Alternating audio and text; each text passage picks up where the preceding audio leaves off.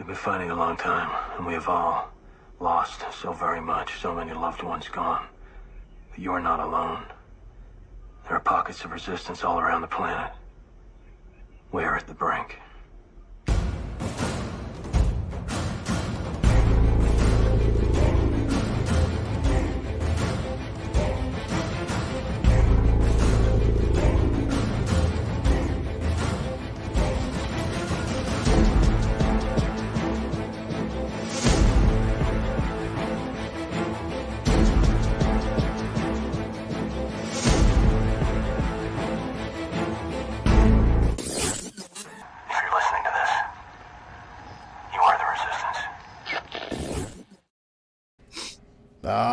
That's right.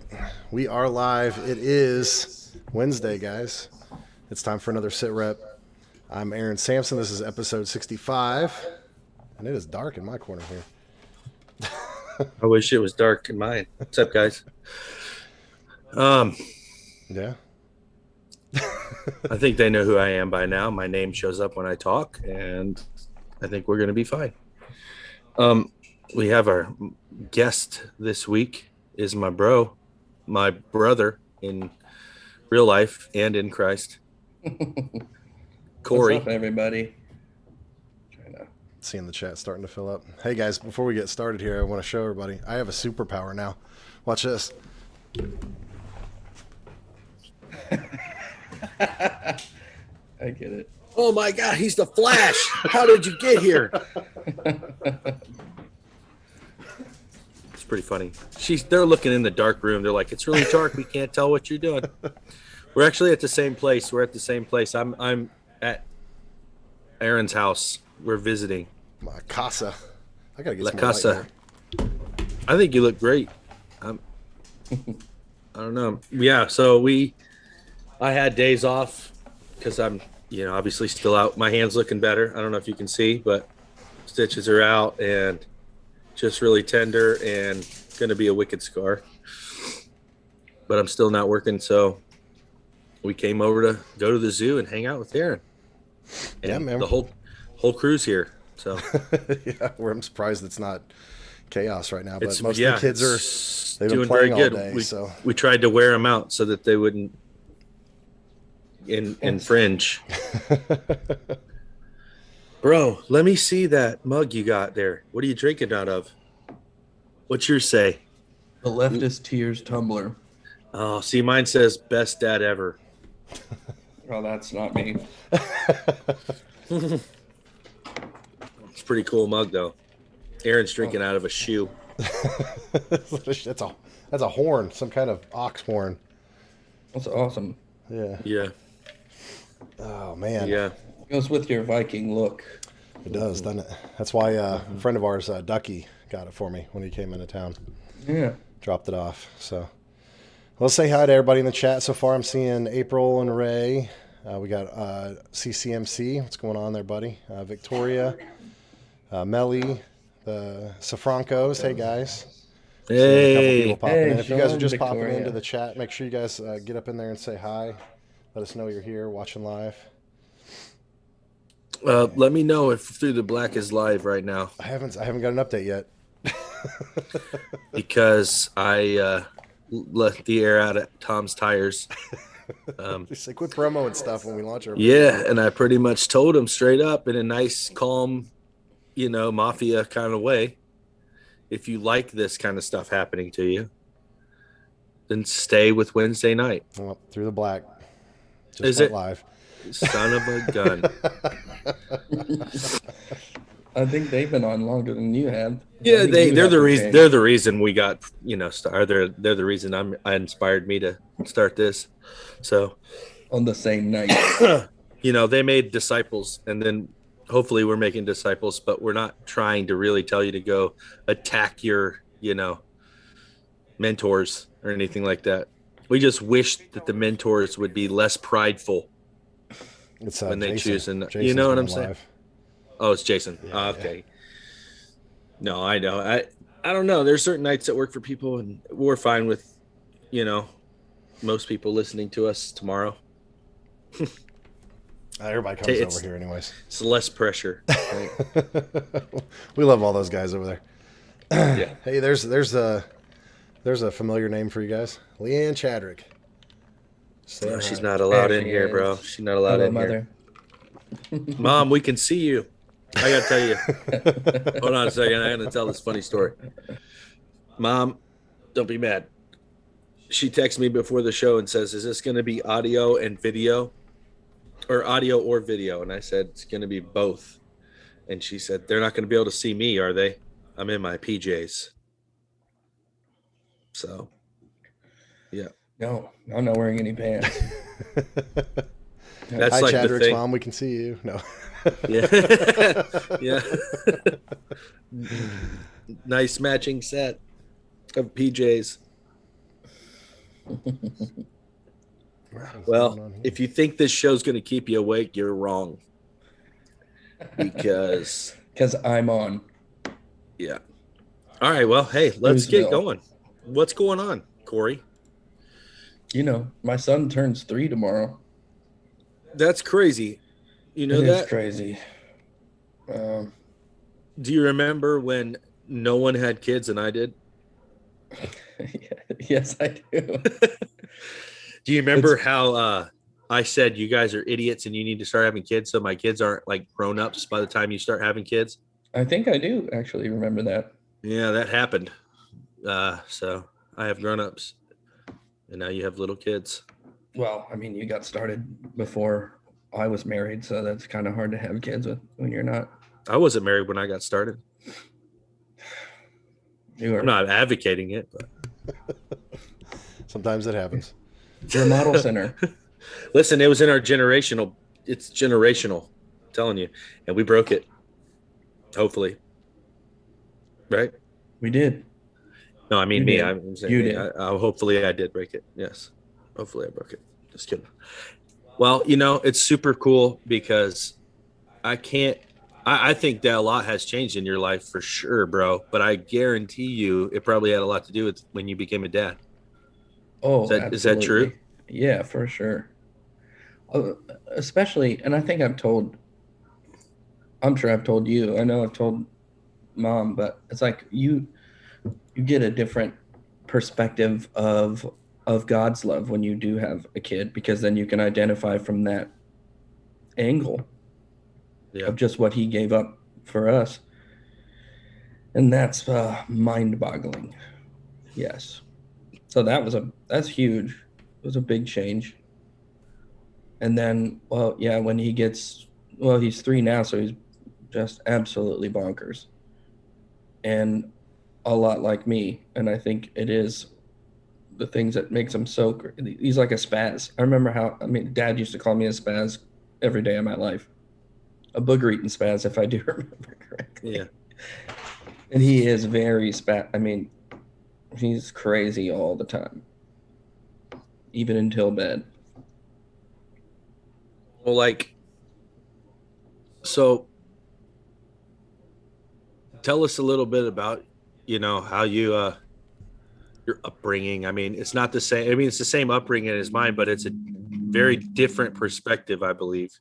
In my head, your and my trip to how we got here is completely different. Yeah, the journey's been. And I honestly, like, since we're talking about kids, we'll go further into, after you tell a little bit about that, we'll talk about why we think it is, or if it's true at all, that the things that you see in your kids that bug you the most is the you that you see in them, and why we think that maybe that's on purpose. And, God's like allowing you to see yourself and give you a perspective on how you would discipline yourself to get you, you know what I mean? It's like it's very weird. If you know, I guess, but tell us, don't have to start in the very beginning, but there's some funny stuff, in the beginning. Well, we fought a lot when we were younger. I was allowed to hang out with your friends. I mean, you're only basically 2 years old, 2 years older, a year and 10 months. 2 years younger.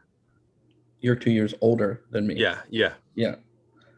So, yeah, not that much difference, but man, we fought a lot. I was angry a lot. I feel like as a kid, I got into a ton of fights, not only with you, but neighborhood kids. East side of Dayton back then.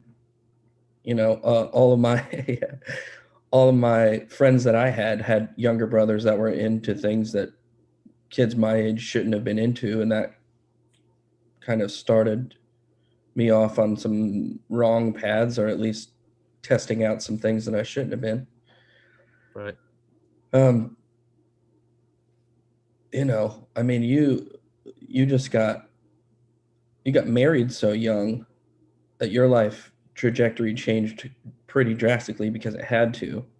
And mine, since I wasn't married at that age and a little younger, I kind of went just the party route, moved out, lived with a bunch of dudes in an apartment, probably played beer pong every night for a year. Oh, dude, it was more than a year. Oh, but I'm saying literally beer pong every night for at least a year. I was gonna say, it was definitely more than beer pong. I don't know if you're stuck in a time loop, but no, it was longer than a year for sure, bro.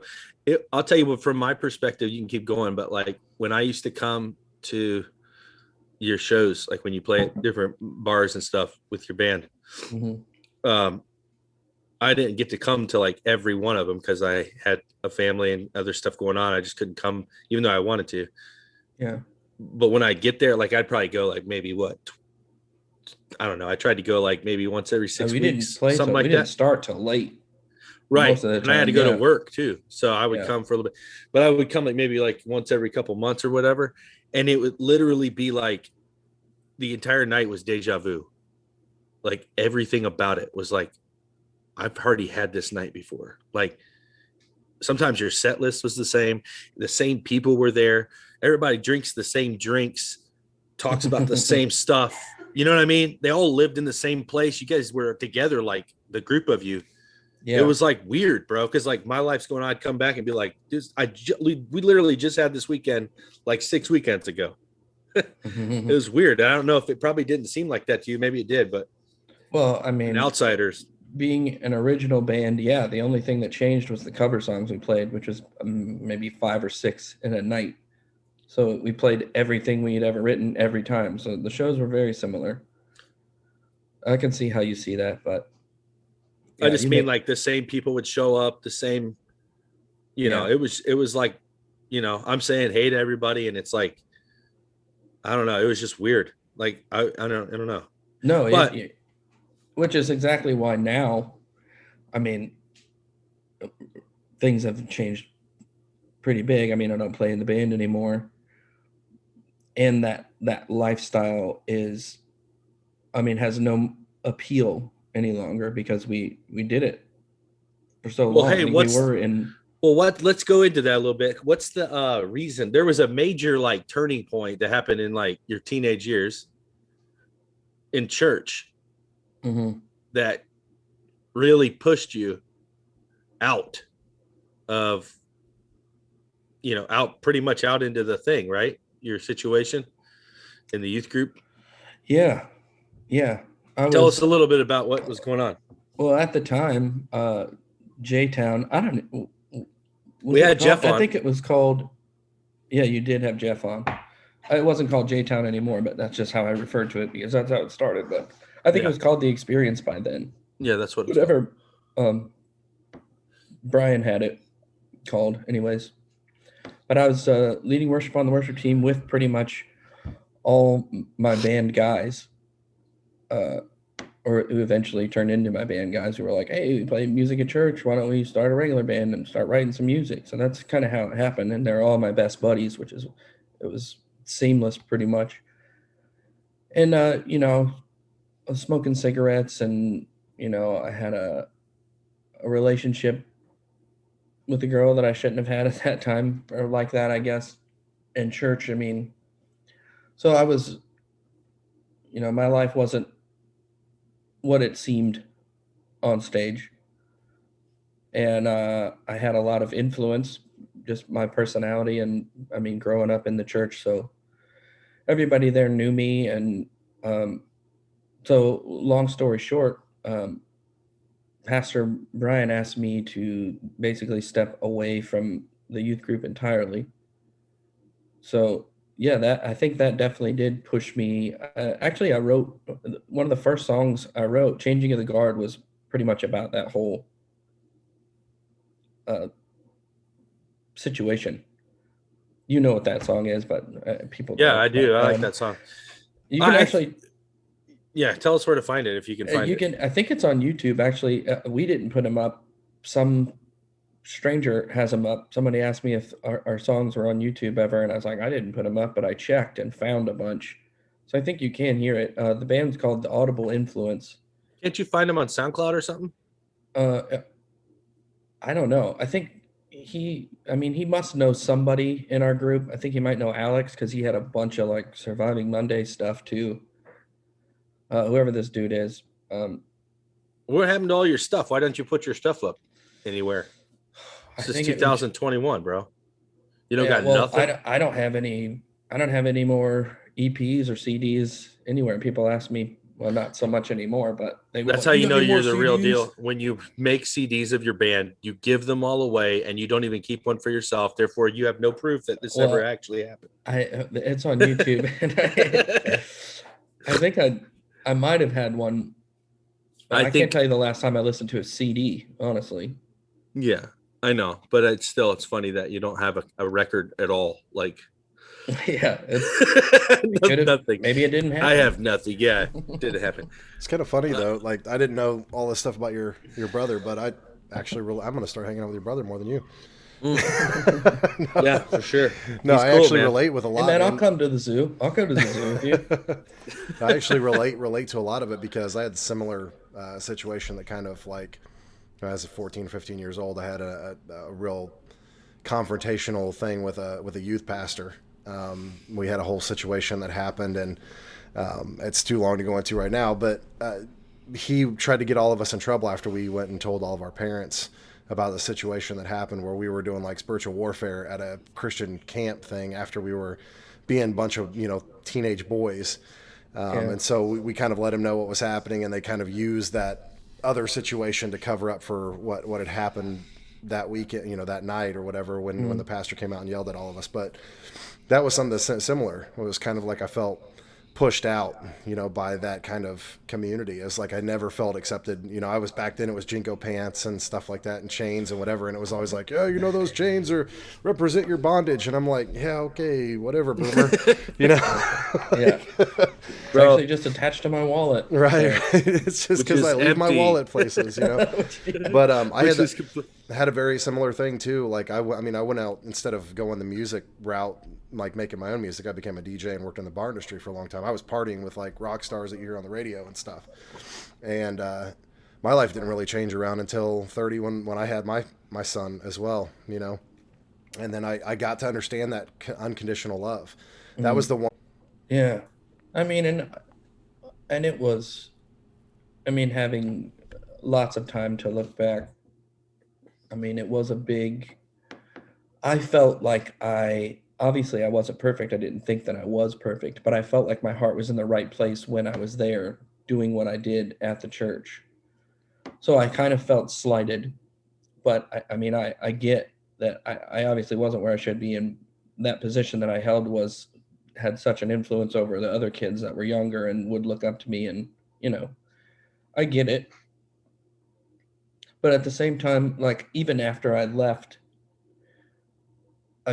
my relationship with God was still like, I feel like a better way to say it, like Paul says, should we continue in sin that grace may abound? God forbid. But knowing what I knew growing up in church, I think that is the route I took. I was letting grace abound pretty much. Like I knew what I was doing. And I think that's what made me hard. I was a hard kid to discipline, to mom and dad, because I was just so like calculated in my, if I wanted to do something, the cost, and then you did it. Right. Yeah. Yeah. And if I got caught, then I was like, well, that one was fun, or it was worth it, or it wasn't. But I knew, I had to pay the piper. You know what I mean? Mm-hmm. And I was okay with that, which I'm starting. hopefully it's just because River's 3, but man, oh man, I was like, I think discipline's pretty much the only thing we go through at this point. He's very much like me, I think, in that way. But Yeah, I see it. I see it. I was more along the lines of I try to find the loopholes and everything. Like you could say, don't do this, but then I'm like, okay, but how can I get around? right, oh, it's the king of half truths. Yeah. But I was stubborn. I always had to learn everything the hard way, and Mm-hmm. I'm seeing that, in my kids, especially my daughter. Like she does what she wants to do. You can sit there and be like, Willow, and she's not listening to you. She's doing her own thing, and I'm like, oh, that's me. All right, I got something to talk about here because this is kind of on my mind. I think we talked about this a little bit before. I can't remember which one of you, maybe both of you. The concept of, because I would describe myself in the exact same way, Aaron. I have to learn everything the hard way. I know that about myself. I hate that about myself. Yet it seems that I suck in the area of self-control. And I just do, I always think I have hope that I am the 1% that will get away with this. You know what I'm saying? And it's never happened, but I'm like, all right, well, it's got to happen this time, no matter what it is. It's like, all right, well, this time it's about to happen. And so I was thinking about this in my own life, that the enemy exploited a gift of mine when I was younger, right? And tried to turn that gift into something that I look at as like a downfall, right? I'm naive, or whatever the case is, because now, like, I used to get criticized from, they'd be like, you need long-term vision. I'm like, I can't. I don't, like when they'd be like, if you keep doing this, you're going to end up there. And I'd be like, I don't think like that. I think like, I'm going to make it right now and I'll worry about tomorrow, like I even today, I still can't. I hate like planning things like long-term. But here's the deal. The more I grow in my faith, the more I see that as like this is something that I'm gifted in, this area of living on hope, because I never struggle with hope deferred, ever. I always have hope that something new is about to happen and I'm about to win. You know what I mean? Like it may look bad right now, but I'm about to win. Like I literally have that all the time. And I think it's a gift because I see it now as like, in order to go big for things, you have to have that perspective. Like I am the 1%, right? I will win this time. And if I don't, I'm not, I'll be able to do it again. I'll try again, right? Kind of like the Shadrach Meshach thing where they're like, God's going to protect us. But if he doesn't, it doesn't matter, Like I kind of feel like that all the time now. Like I'm totally on board with, I don't need to know how. I just trust that he's going to. And it actually takes the pressure off me to not have to try to, have it all the answers. Like I don't need to pray specifically, God, answer it this way. I just have faith that he's about to answer it. I don't know what it's going to look like, but he will answer it, and I'm going to be cool. And when I just look back at my life, I think, man, all those things that were discouraging to me because I felt like this is definitely my weakness. Like, why can't I just listen? Because I feel like the first 10 years, maybe even still to this day, as a parent, I call my parents and be like, man, I'm sorry. I should have listened to you. You were totally right about this and this and that. It's like everything. But yeah, I still had hope that I was going to be right. Right? Like, oh no, that's how it was in the old days. Yeah, Mom says you get it from Dad. Yeah. I don't know. It's a fight. I think if he's awake too, I think they're probably arguing right now. Oh, he's awake for sure.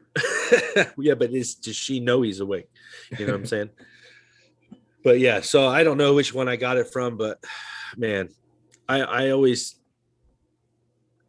just feel like the older I get, the more revelation I get from the Father. And I feel like I'm starting to look at all these weak areas that I used to think like my insufficient areas are now the areas of my strengths when it comes to kingdom perspective.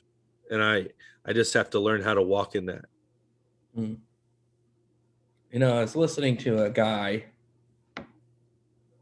that I can't say his name, but he Yeah. was actually talking about, you know, bearing fruit, basically, and that you can't. I mean, obviously, you have to be attached to the vine to bear fruit, but you don't.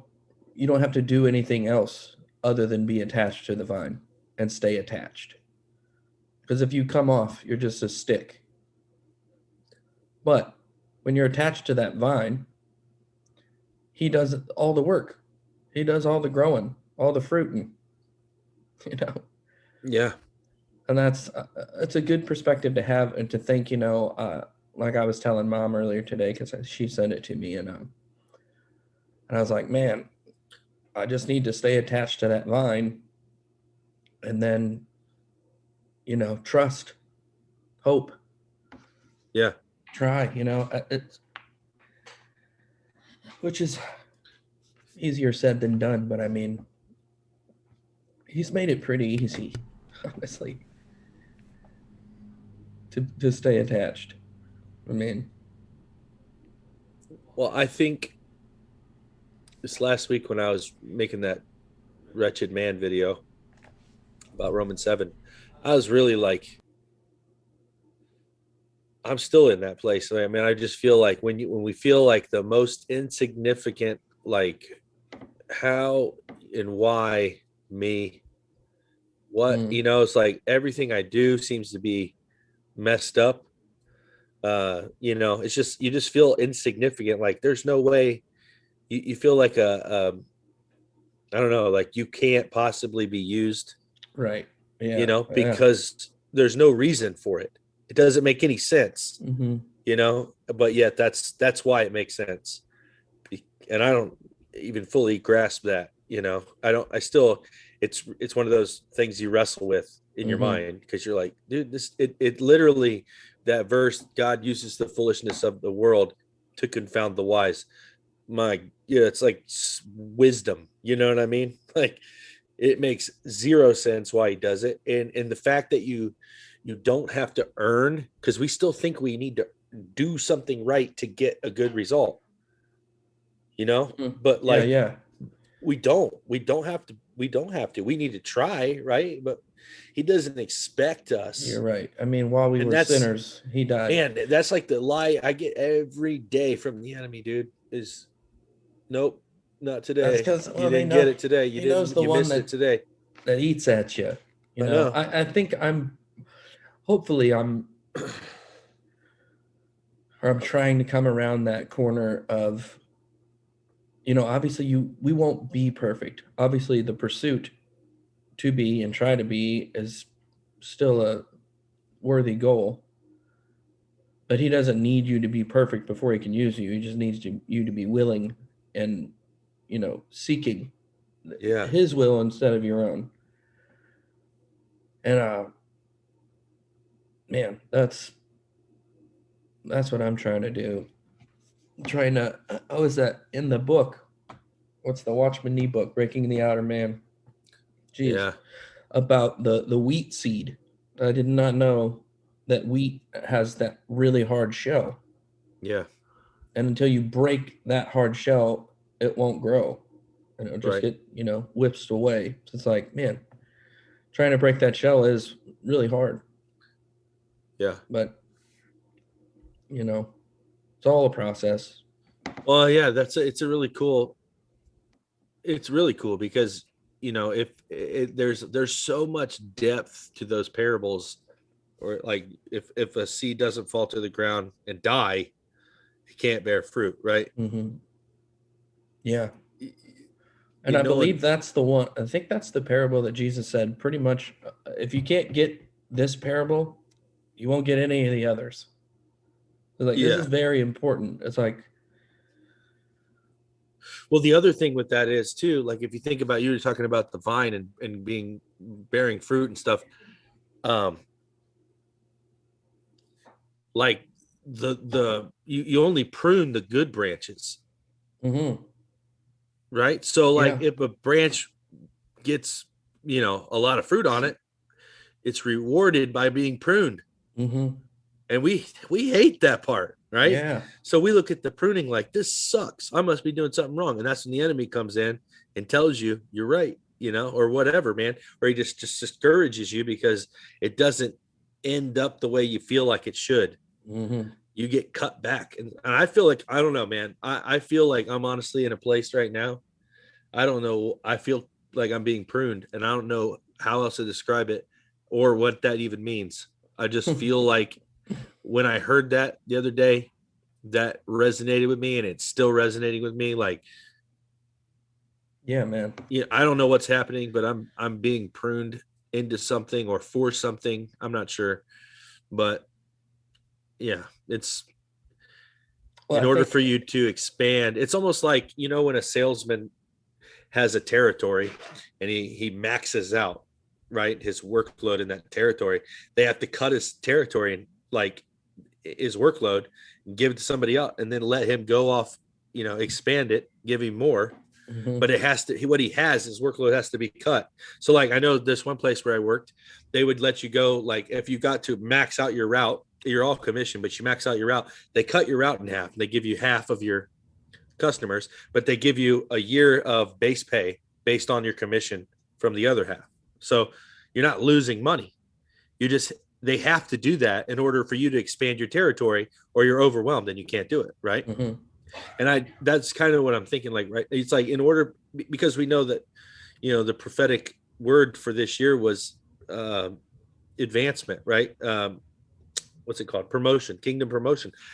That's pruning, right? You can't be promoted for greater things unless you're pruned back so that you can bear more fruit next time, right? You have to be pruned. Yeah.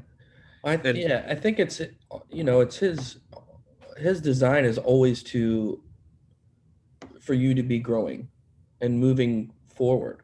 Just like yeah, any good father would, you'd want to do things for your kid. It might be hard for your kid, but there's a point to it. It's not to beat you down. It's, you've got to get through this because I know you can, and this is where we're going. You've got to you got to go through it, man. Trials are just a part, and you learn so much more from your failures, and maybe not even failure. I don't think it's the right word, but for your setbacks, or you learn so much more from losing than you do winning. that's Just how you look at it, and how it just makes you better. Because it's said hard it. to look at what you can do better when you win. You're like, well, I did enough to win. But when right. you lose, you can find those spots like, well, this is why we lost, and this is why I lost, and this is why I lost. So I mean, you just keeping an optimistic mind, and just knowing and trusting that he does have your best interest in mind, and that's really all. I mean, Well, dude, I think like if we could get into the mindset that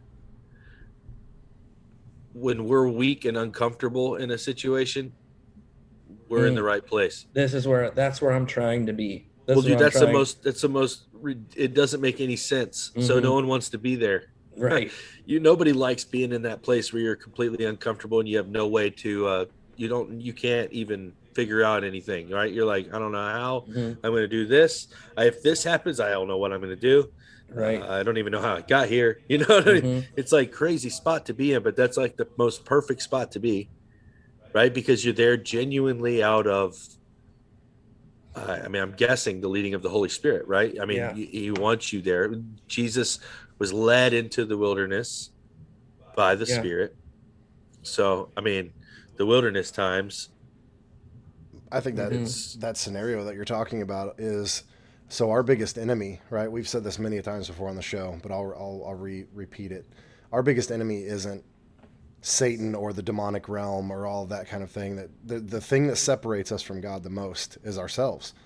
And that's why pride is like the biggest issue that caused the fall, of Satan. And it's talked about so many times. And that's what Satan and the enemy uses is human pride to advance his kingdom.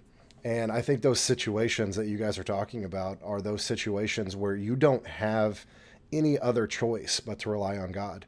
And the world doesn't. I mean, when you're out in the world and you're not worried about that, you're going to figure out I'm going to borrow from somebody, or I'm going to do something, or I'm going to work really hard, or whatever. But when God puts you in that situation, it's to tear you away from your independence on yourself, and to be independent through Him, through the Holy Spirit. Like that's what He wants. He doesn't want us dependent on the world, but He wants us dependent on Him.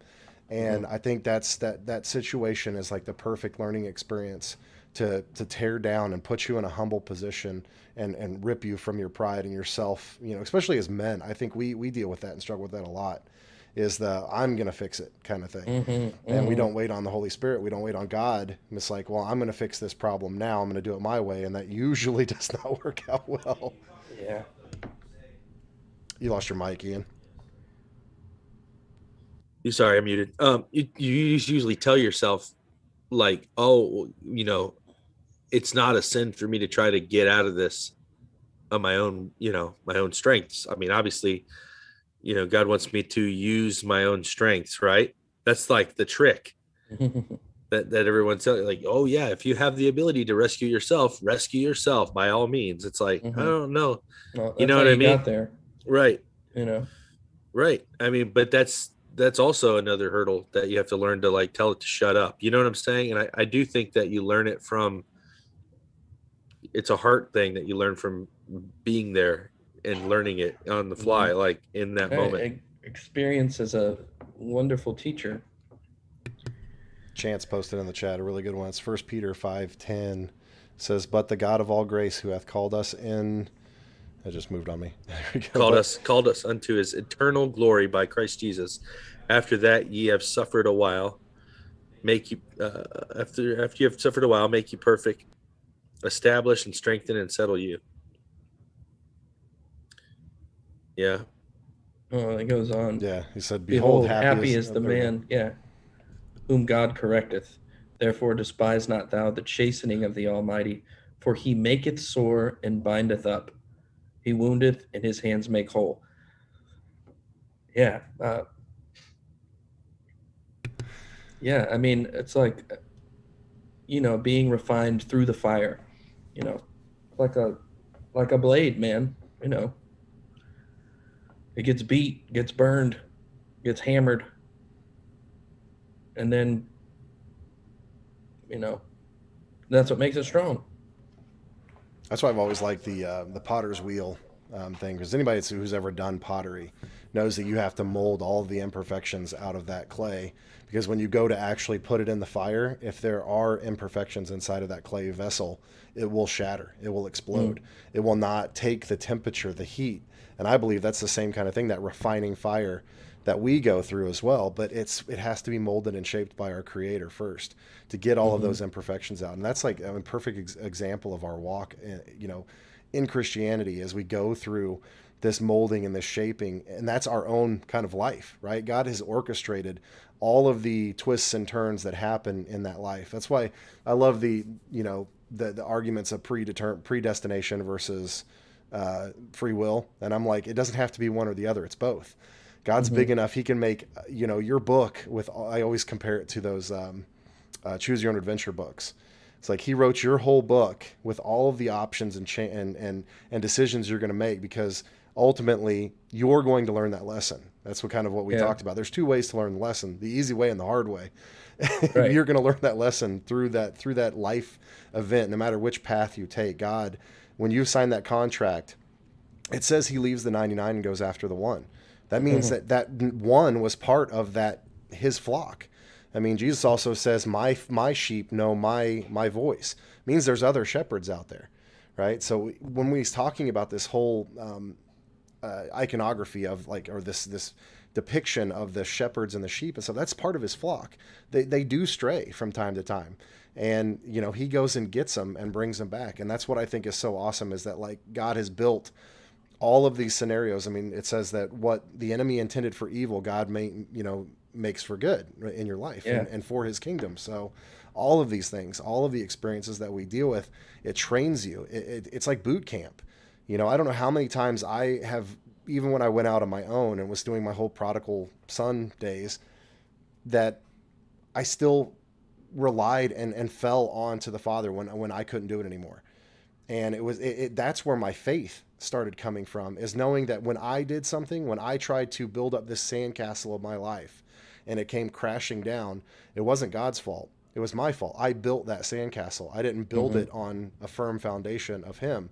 And I started learning this faith from my walk, understanding that it didn't matter what I did, it was going to fail. But when I trusted in the Father, he always came through at that 11:59 moment and took care of it. And that built my faith to where it is today. That's what started me on that pathway.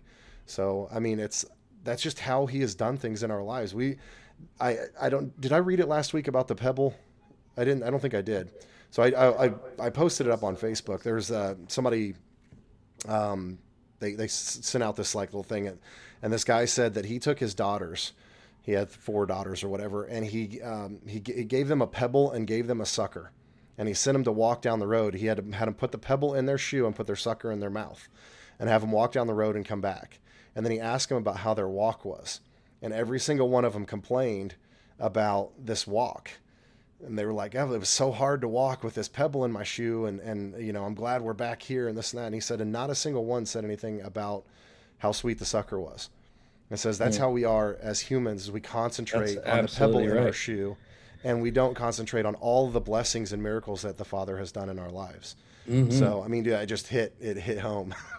Yeah, dude. Well, that's human nature, man. We get hung up, or we make the biggest deal about the one bad comment we read, or, you know, or the story that makes us the most angry, even though you just read a whole page of really feel good stuff. The one that sticks in your head's the one that makes you mad. Yeah, we're complainers. I mean, look at Israel, for heaven's sake. I mean, it's kind of crazy to think that you could be led by a pillar of fire or cloud and still like not make the promised land because of unbelief. Murmuring. Essentially. Yeah. You know, you're like, well, the complaining, like literally, can you imagine? It says that their shoes didn't wear out, their clothes didn't wear out. They didn't have to like change their shoes. Like they didn't have to like make another pair of shoes. They couldn't like go buy a pair of shoes, right? They had to make them and stuff. They didn't have to do any of that for like 40 years. Yeah. What? Like, dude, I get new work boots all the time. You know, I can't imagine, and I'm not even in the desert. But like, you know, like to think, how could you not notice that kind of provision? Right. Not to mention, you know, the cloud at night and the fire by day and the whole seas parting, and you know, like it, you know, it's crazy to think that, yeah, even after all that, they still couldn't. But it's like we have a short memory. I'm sure in the moment they believed, but a couple years later they're like, yeah, but we haven't seen it lately. It's the same today, though. You're right. It's the same today. It's one of those ever abiding truths that just smacks you in the face every now and again. You're like, oh, that's me too. Oh, that's me too. It doesn't look the same. Obviously, we don't have a pillar of fire running around, but we also get the Holy Spirit inside us, which is like, okay, which one's better? Yeah. A pillar of fire or God living inside you? Still no excuse. Probably worse. It's definitely worse. Worse. Because, like, you know, I heard, I can't remember who it was that was saying this, but they were saying, like, you know, imagine going to heaven and you're like, you know, you've always heard those stories about, I'm going to find so-so. I'm going to find, you know, Chadrick, Meshach. I'm going to find Daniel and be like, dude, were you crapping yourself when you're in the lion's den? Like, were they little lions or big lions? Because, like, they don't tell us, like, you know what I mean? You're trying to sort it all out. And, like, we go up to Paul or somebody, and he's like, wait a minute, you're a Christian from, you know, 2020, 21? Oh, so you were there during the pandemic. What was it like having the Holy Spirit inside you and being able to preach from your couch with no pants on to the entire world, you know, without persecution?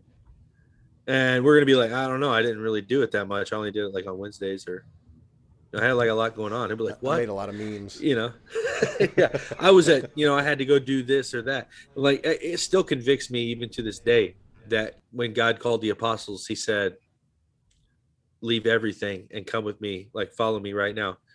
And then even when they said, I have stuff to do, Like, I need to go bury let the dead bury their dead, like, I mean, he was dead serious about leave everything and follow me. And yet we are kind of like, oh, I'm called into the ministry, but right now I've only got, Saturdays, sometimes because I got things going on sometimes, it's like we fit in whatever the call is into our life, just like we fit our prayer life into our life instead of fitting our life into filling the holes in our prayer life with things of the world, right? It's backwards. Everything's backwards. Yeah. And we justify it somehow. And like, I'm just convicted by it because I know, like, I get the fact that it's not realistic in our day and age to just be like, I don't care about responsibilities. You know what I mean? Like, I'm but just we rolling, don't bro. have to, that doesn't have to be that way for us. I mean, worship is, more than just singing songs. It's how you live your life. And Right. it doesn't matter. And your acts of worship, is a part of whatever your daily job is. Doing it with excellence and for his glory, to the best of your abilities, that's daily worship. Right. So it's like since we get this crazy gift of the Holy Spirit every day, like you're never far if you don't want to be, you know what I mean? It's like, oh, I heard this really cool, I don't know why this just popped into my head, but like on meditation, like I always thought that meditation was at church this past Sunday. That meditation's about emptying your mind. Yeah. And that's wrong. The Bible says to meditate on the word, day and night, which is to fill your mind. Right. You meditate on it, you fill your mind with it, you don't empty your mind of it. Right. Well, that's the inverse. It's the occult. They want you to empty right. emptying everything. Right. Yeah. Yeah. And they also say that they always use those scriptures too. Like the New Age people will use the scriptures that'll say that the Christ in us. It's like Christ isn't in you. Like, unless he's been invited into, you know what I'm saying? He's not already there. You don't have to like they act like you have to when you finally realize that the Christ is you, in you, like, it's like they twisted that whole thing third around eye there. nonsense, Yeah, like, oh, you are Christ. Once you realize that you are, it's like, what? Yeah. No, he's not in you. He is from without. You have to invite him in. He's not already in, right? Just like the meditation, they want you to empty everything out so that you can be filled. Scientology, through their whole process of what is that? The what's it called? Dianetics. Yeah, Yes, get I rid wanted of to say things. diuretics, but that's not right. Dianetics. Yeah, they're cleansing. Like you're at the end when you like go to the top. It's called fully clear. You're clear. You're clearing out. That's what they call it. They think they're clearing out. They do regressive memory stuff. They make you clear out, but they're not actually clearing anything. They make you relive your trauma, and then they invite demons in. And then they write down everything you said while you were regressing, so they have blackmail evidence on you. Yeah. So that's how they control you. It's insane. But, I don't know. It seems like the Holy Spirit is the only thing that divides truth, from fiction. And so many people try to do it without him. And it's really like you can get a little bit, but you can't get very far. I really feel like, this is where deliverance comes in, because you don't even know why you do the things you do until you see it from the other side, where you're like free, right? You have a clean conscience and a clean mind and a clean, nothing's there. No voices. There's nothing. There's no baggage. There's nothing. So you see it for what it was, as opposed to the spirit of, confusion on top. Because all it takes is one, like the spirit of confusion could cover up everything, right? Or the spirit of pride could be so large in your life that it's hiding all the other ones behind it. You know what I mean? And you just don't even realize. You think, oh, I only deal with pride, but it's not even that bad. But realize that behind that pride you know, the strong man. There's a lot more, but like getting cleaned out is like, it's for us. Yeah, I think, yeah, it's so easy as a, you know, a church goer or to just stay, you know, to go through the motions, to stay in that place. It's like, well, you know, in the parable of the talents, and the, you know, the point was to grow, to make this whatever it is, grow it, don't bury it. You know what I mean? It's like the point is for you to grow through this, grow this. You know, I think, however it takes to get there, and you know, it's like incremental change every day makes big change eventually. You know, I mean, chip away. You got that's funny because like I know that makes sense, but like in my mind, I don't think of it like that. I just think of the days. Like when you say it, like incremental things today make big changes in the future. That seems like long-term vision to me. You know, well, because you're like, it is, but it's I don't boiled think down of to something that's right, and I don't think of it that the way right because now. I agree with you, and I know that that works. I just don't do it that way because in my mind I get defeated automatically with that thought. Like I just think like this choice now is presenting itself. Do I pass or fail? You know, pass or you know what I mean? It's like I don't know, Well, I mean, I think we all. but it does. I fail do at it look all back. the time too, but I do look back though, and be like, dang, like I see where I made certain choices, or when I began to make certain choices, and now, you know, a couple years later, I'm like, dang, like for one, like when I stopped playing fantasy football, not that fantasy football is a sin, but to I me, still play. it became an idol for me, and God said, give it up. And when I remember when I did, uh, I didn't want to watch football because it pissed me off because I'm like, I know I'm making the right choice, but because I missed like being able to be involved in the whole brackets and everything, I didn't even, it took the joy out of it. Like I didn't want to, I was bitter. And so I just stopped. And then I totally don't even watch football hardly at all now, which I'm kind of sad about sometimes when I feel like, oh man, I can't believe I didn't watch any football this year. But I honestly don't miss it. It's weird, bro. Like you can't imagine it when you're there, but when you're out of it for a little bit, you're like, psh, you know, like the bar scene, dude. When you go to like, you know, go out to a, you know, get a drink or something late at night after like a dinner or something, it's like it's not even fun. You know, it's I don't even understand why we did it. Why in the world were we all there just hanging out doing nothing? Like just it makes no sense. But everyone's we were filling a God-sized hole. Exactly. Yeah, I know, but it's like you know, even in the moment we knew, but we had that hope, like, oh, today's gonna be the day when it's cool. It's gonna be super fun. It's crazy. When your priorities are out of whack, those things become. You just think you're like now. I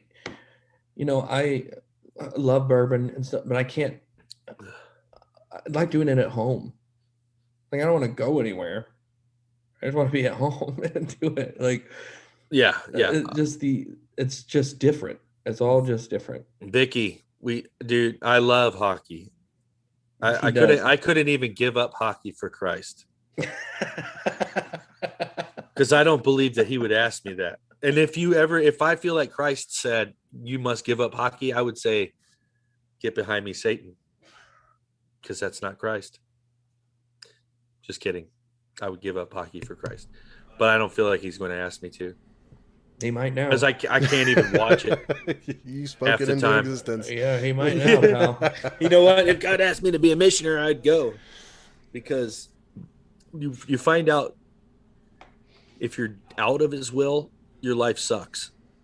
That's what you find out. Like, no matter how you think it, you know, you're going to... Whose dog is this? He's chiming in. He didn't like that. Whose dog is this? It's unbelievable. Anyways, what were we talking about? Hockey?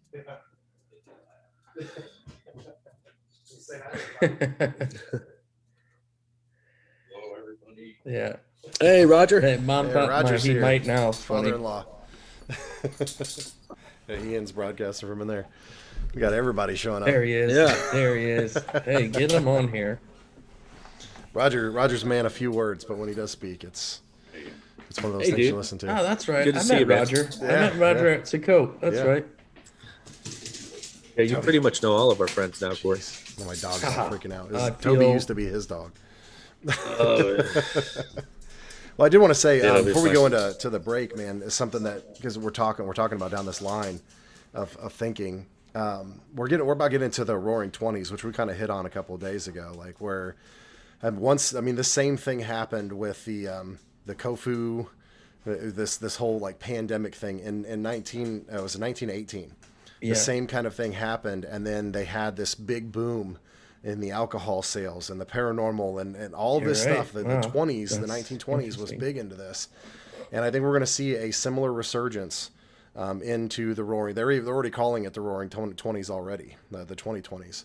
So, I think we're going to see this. And one of the things that I really want to touch on with this is when you're in the occult, when you're a Satanist, when you're into meditation or whatever, anything that you do in your life is empowering to your gods, your deities, the occult, right? Because you're empowering pride, you're empowering self. Everything you go out and do, you are honoring your gods.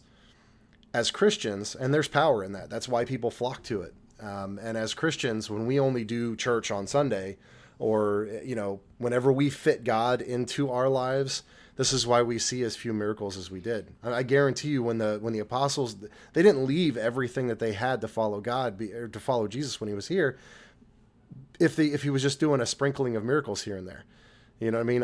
That 2 episodes ago, The Chosen was like a kind of, even though it is like kind of an elaborated thing, but I believe it's what it's Jesus so good. did I all think so, day, too. just healing people. Right. Well, I don't know which one of them said that if we wrote a book about all the miracles he did, I mean, you wouldn't be. There's just Fill too many. libraries, yeah. Yeah.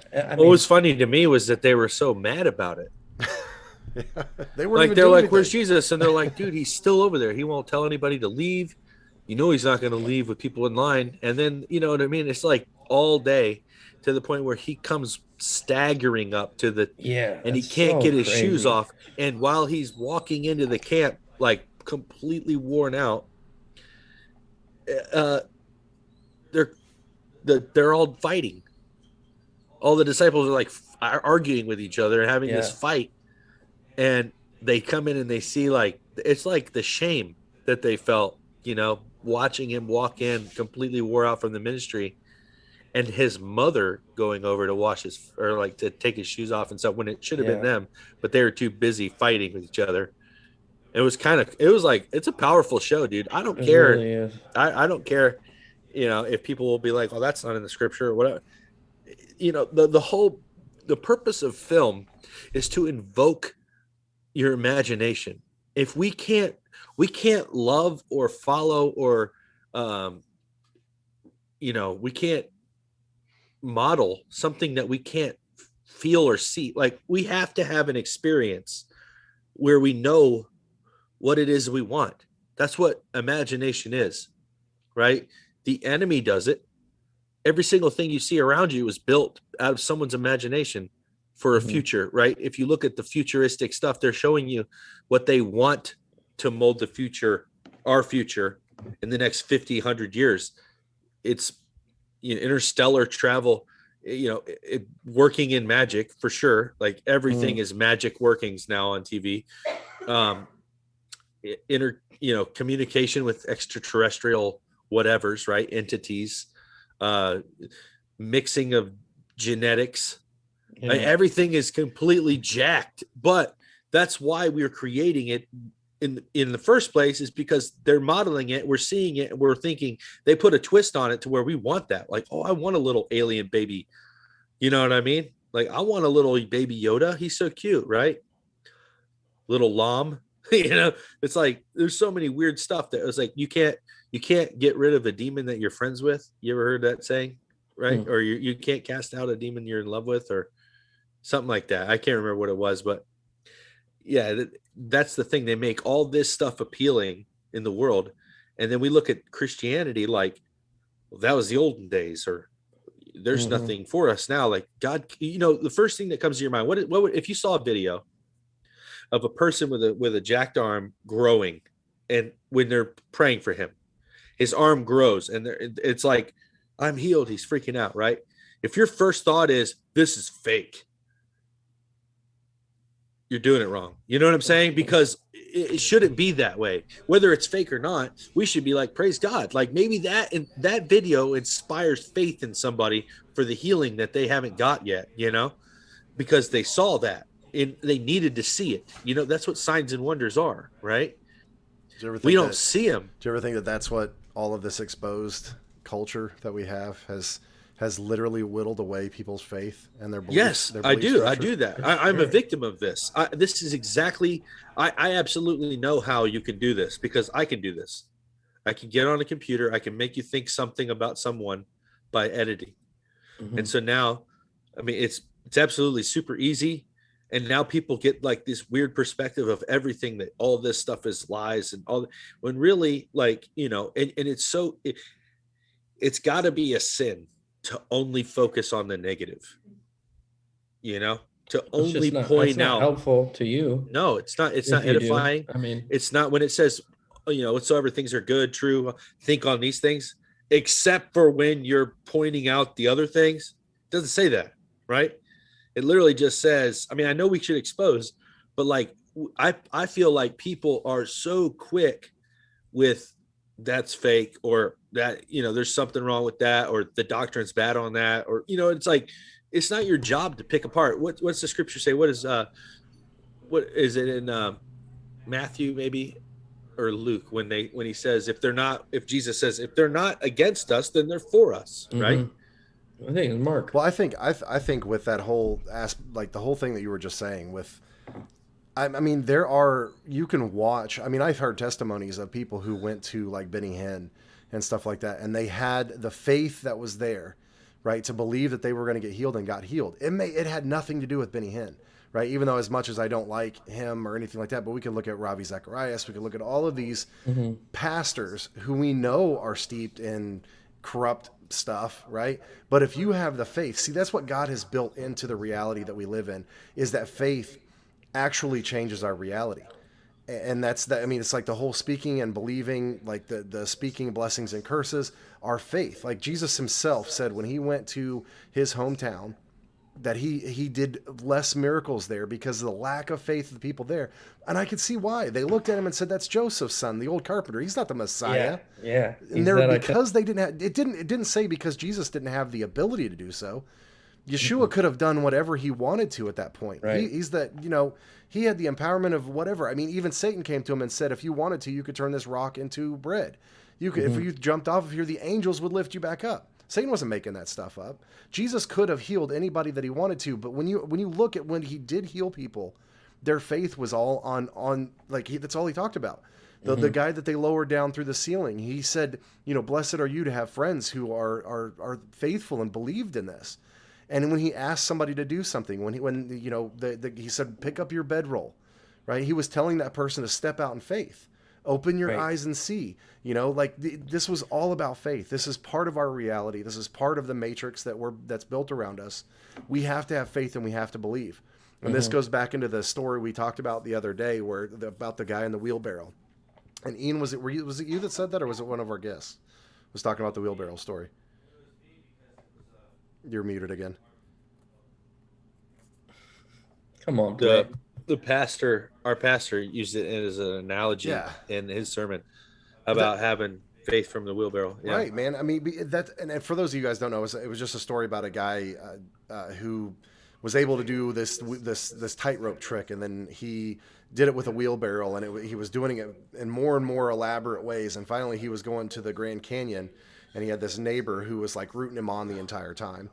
And he's like, man, I'm really kind of worried. I don't know if I can make it across the Grand Canyon or whatever. And he's like, oh, no, man, you got it. And he goes, okay, you believe that I've got it?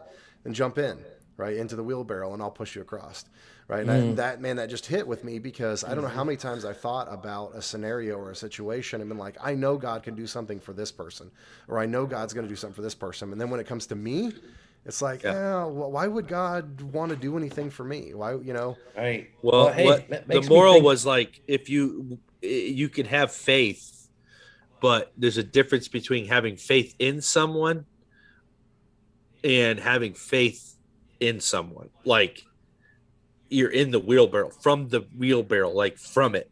You know what I mean? It's what's it? Faith comes from hearing, but hearing comes from the word of God. That means you can't even have faith unless you're hearing from God. right. Faith comes from obedience. I mean, whoo, and then it makes me think of the lady who pushed through the crowd because she, in her mind, I don't know that she told anyone. It doesn't say it that she told anyone. If I can just touch the hem of his garment, That I'll was her be faith. healed. Yeah, she knew. Right. Her faith, and she pushed through, and that was her. And and Jesus was like, He it wasn't felt like he it. was aware Yeah. until it worked. I mean, what a powerful Well, Well, he it was, doesn't even say he felt her. He says he felt this something leave power him. leave yeah, him. yeah. Yeah, he That's didn't how say he much the felt her faith grab her was there. shirt. He felt Right. power leave him. Yeah, and I mean, when you look Yeah. at that, I mean, there's multiple instances of this very same thing. Like Yeah. Jesus said that he came for the tribe of Judah. When he was there originally, he was there to reach out to the tribe of Judah. But there were multiple occasions where Gentiles from other tribes, right? That's what Gentile means. It means the other 10 tribes. That's who the Sumerians were. That's who Yeah. the surrounding people were. When he'd say, I'm not here for you, but your faith, that you've come to Mm-hmm. me, I'm going to do what you've asked for. I mean, the faith is everything, guys, and we live in a world that is trying to destroy your faith. I mean, it tells you. I mean, there's all these exposed things, all of this, and we suffer from it the most in the truther community because I see people that go down a deceptive. They don't even understand or see that they're traveling down this thing, but this woke ideology, right? Mm-hmm. Where we've exposed everything. We know that the world is a lie, guys. That's it. But when you open yourself up to that, you open yourself up to a further deception. I've seen people travel down the road of this is a deception, this is a deception, this is a deception. Then they get to the Bible and they're like, well, Jesus isn't his name. Well, we know that. J is a recent invention, but whatever. God speaks in all languages. I don't think he's particular, right? But then it goes to J, then it goes to the right name, the proper name, that God's only hearing you if you're saying this. Then it goes to, I no longer believe in Jesus or Paul, or they start Yeah, throwing well, I mean, stuff this is out. well, and when we went back to Nazareth, this proves the point even more. He's like there were many widows in that day, but only one was healed, the one from Zarephath, the Gentile, and the Syrian Naaman, who worked for a different priest who or a king who went and prayed through another god, and he asked Elijah, he's like, "Can I bring some dirt back?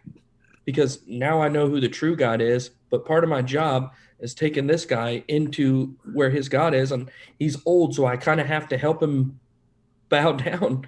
But I want you to know that I know who the true God is, and it's just." Yeah. And Elijah's like, "Yeah, man, take the dirt, like do whatever you got to do." But he was never gonna go to church. He was never gonna read the Bible. Probably they didn't have a Bible back then. These things, and that's exactly. And then they tried to run Jesus off the cliff. Yeah. They're like, Yeah. But dude, that's the thing I really want to point out to everybody, guys, is we have in our subconscious, because of the environment that we're in, being truthers, that we have to question everything, and that even comes to the aspect of faith. And subconsciously, the enemy has a stronghold there, where God can do stuff in our life, but we limit God. We put him in a box, and we decide that God can only do as much as this, or if he fits in the perimeters of my understanding or my reality, or if I have to question it 50 times, like we have to allow God to be God in our lives. There's, Chance is in here putting in so many links about faith. Like Romans 10:17 says, so faith cometh by hearing, and hearing by the word of God. And the other one is impossible to please God, or without faith it is impossible to please God. Hebrews 11:6. I mean, these are so important, guys. We have to be walking in faith, and we have to be. Faith is a verb. It needs to be done as an action. Like, you can't just sit on the couch in faith and just think that God's going to do everything for you. We walk out in faith. We go Right. out into the world in faith. We believe in faith. We pray for others in faith, and we seek help and deliverance in faith. yeah, and that's we were talking about earlier. Like when you feel like you're not equipped for this, obviously, what's it take to go down that road? It takes faith, because you're being nudged and you're being obedient to do this. Like, I don't know, it was when Paul would, back, he would go to a church for a couple weeks, he would leave. They didn't have a Bible. They were, pick it up. Now you know the gospel. You'd never heard it. Well, now you've heard it. So do it. And then he would leave and go to the next place. Like, man. And that was pre-Holy Spirit. Yeah. I guess it was. Chance, But you missed it earlier, Chance. Ian and I are in the same house. He's came to Indiana and stayed here. So Ian's literally like, I'm trying to move your head a little bit, Ian. Other way. See? Oh. So yeah, I'm echoing. We're were. trying to mute each other when we're talking. So, but we're at the top of the hour, guys. Let's run our commercial real quick. We'll run and do our little bathroom break, and we'll come back in just a few minutes to continue on this awesome conversation. So, guys, we will see you on the other side of the break.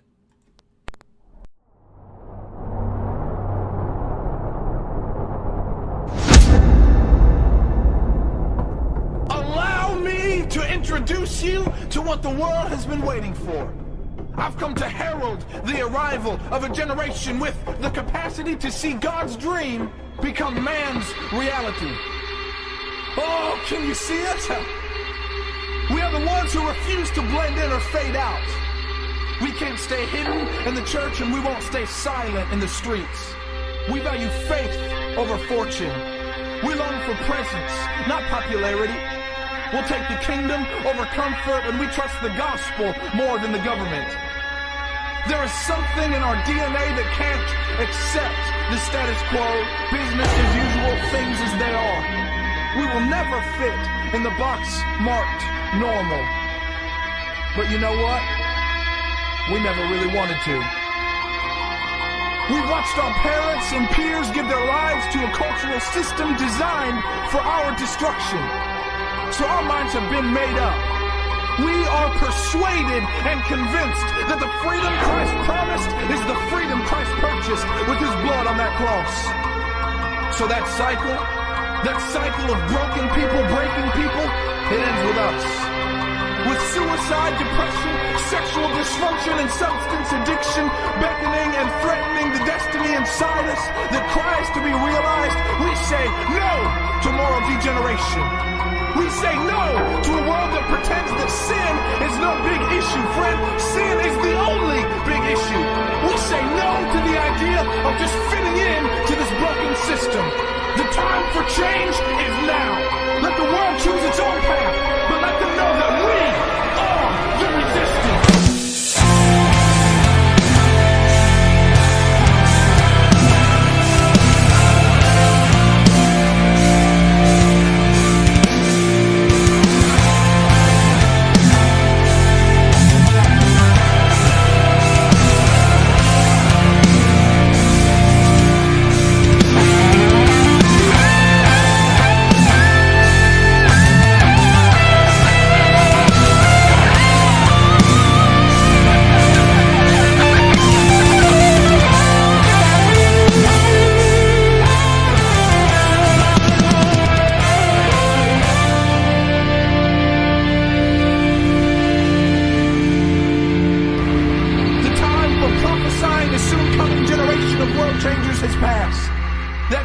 Is here if we'll see it, and our time is now if we'll take it.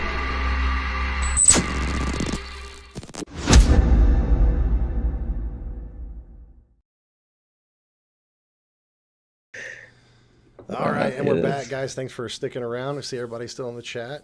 And if you guys didn't get to see who we introduced, this is Corey Chadrick. This is Ian Chadrick's brother, and we have this is the mom edition. We got my mom in the chat and both Ian and Corey's mom in the chat. So guys, say hi to them if you're in the chat and haven't seen them yet.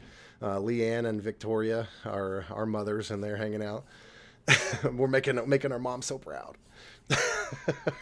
Gosh, I'm so thankful.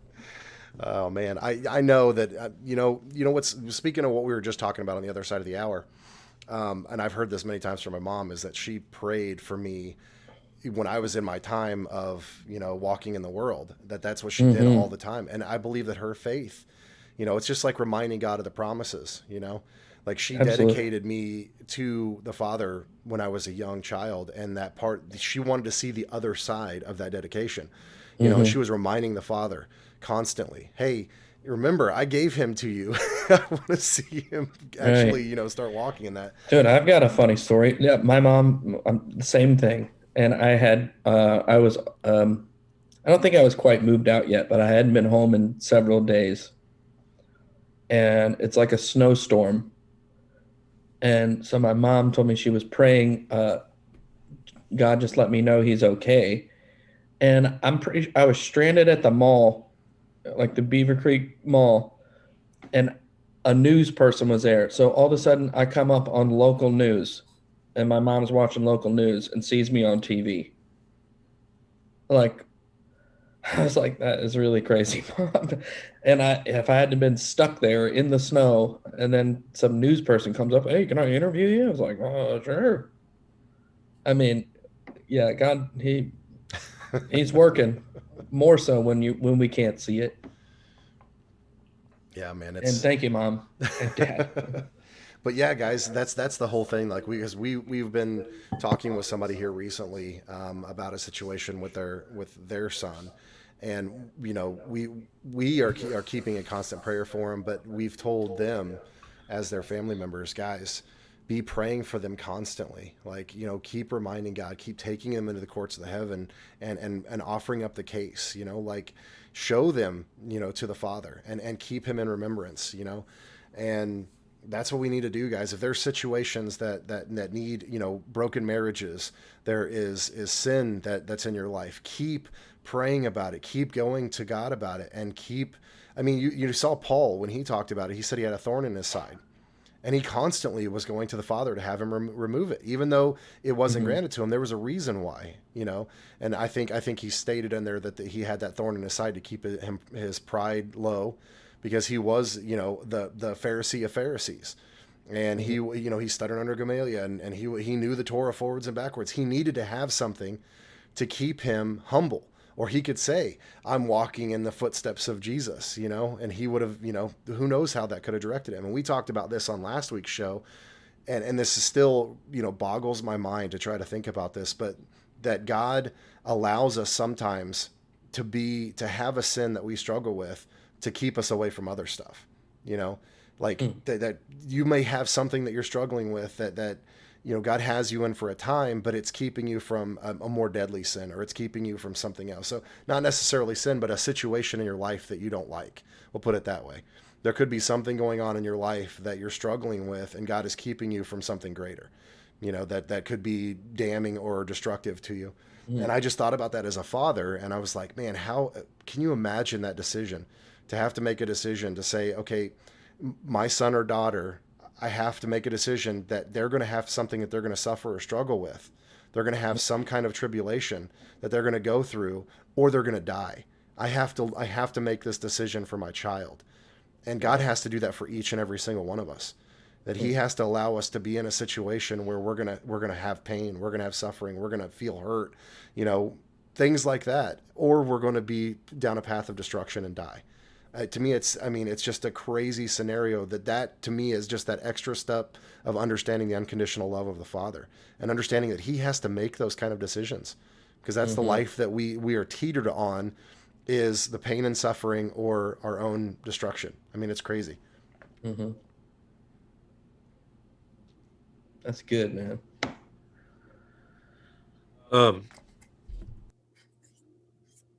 I was thinking about what is remember we used to have talks. Is there a point in I'm talking to Corey, is there a point in your life that you remember that was like a game changer, like some type of, I don't know, knowledge or truth, or I don't know, something? What was it that put you on fire, so to speak? You know, I think Dr. Can I say his name? I mean, can I say Yeah, yeah. anyone's name here? Yeah. Oh, you just didn't want to get ridiculed for the one. Yeah, for the Okay, other I guy. got you. Charles Bronson. Yeah. Yeah, that's right. Jill Bonson. Yeah. Yeah. No, Dr. Michael Heiser.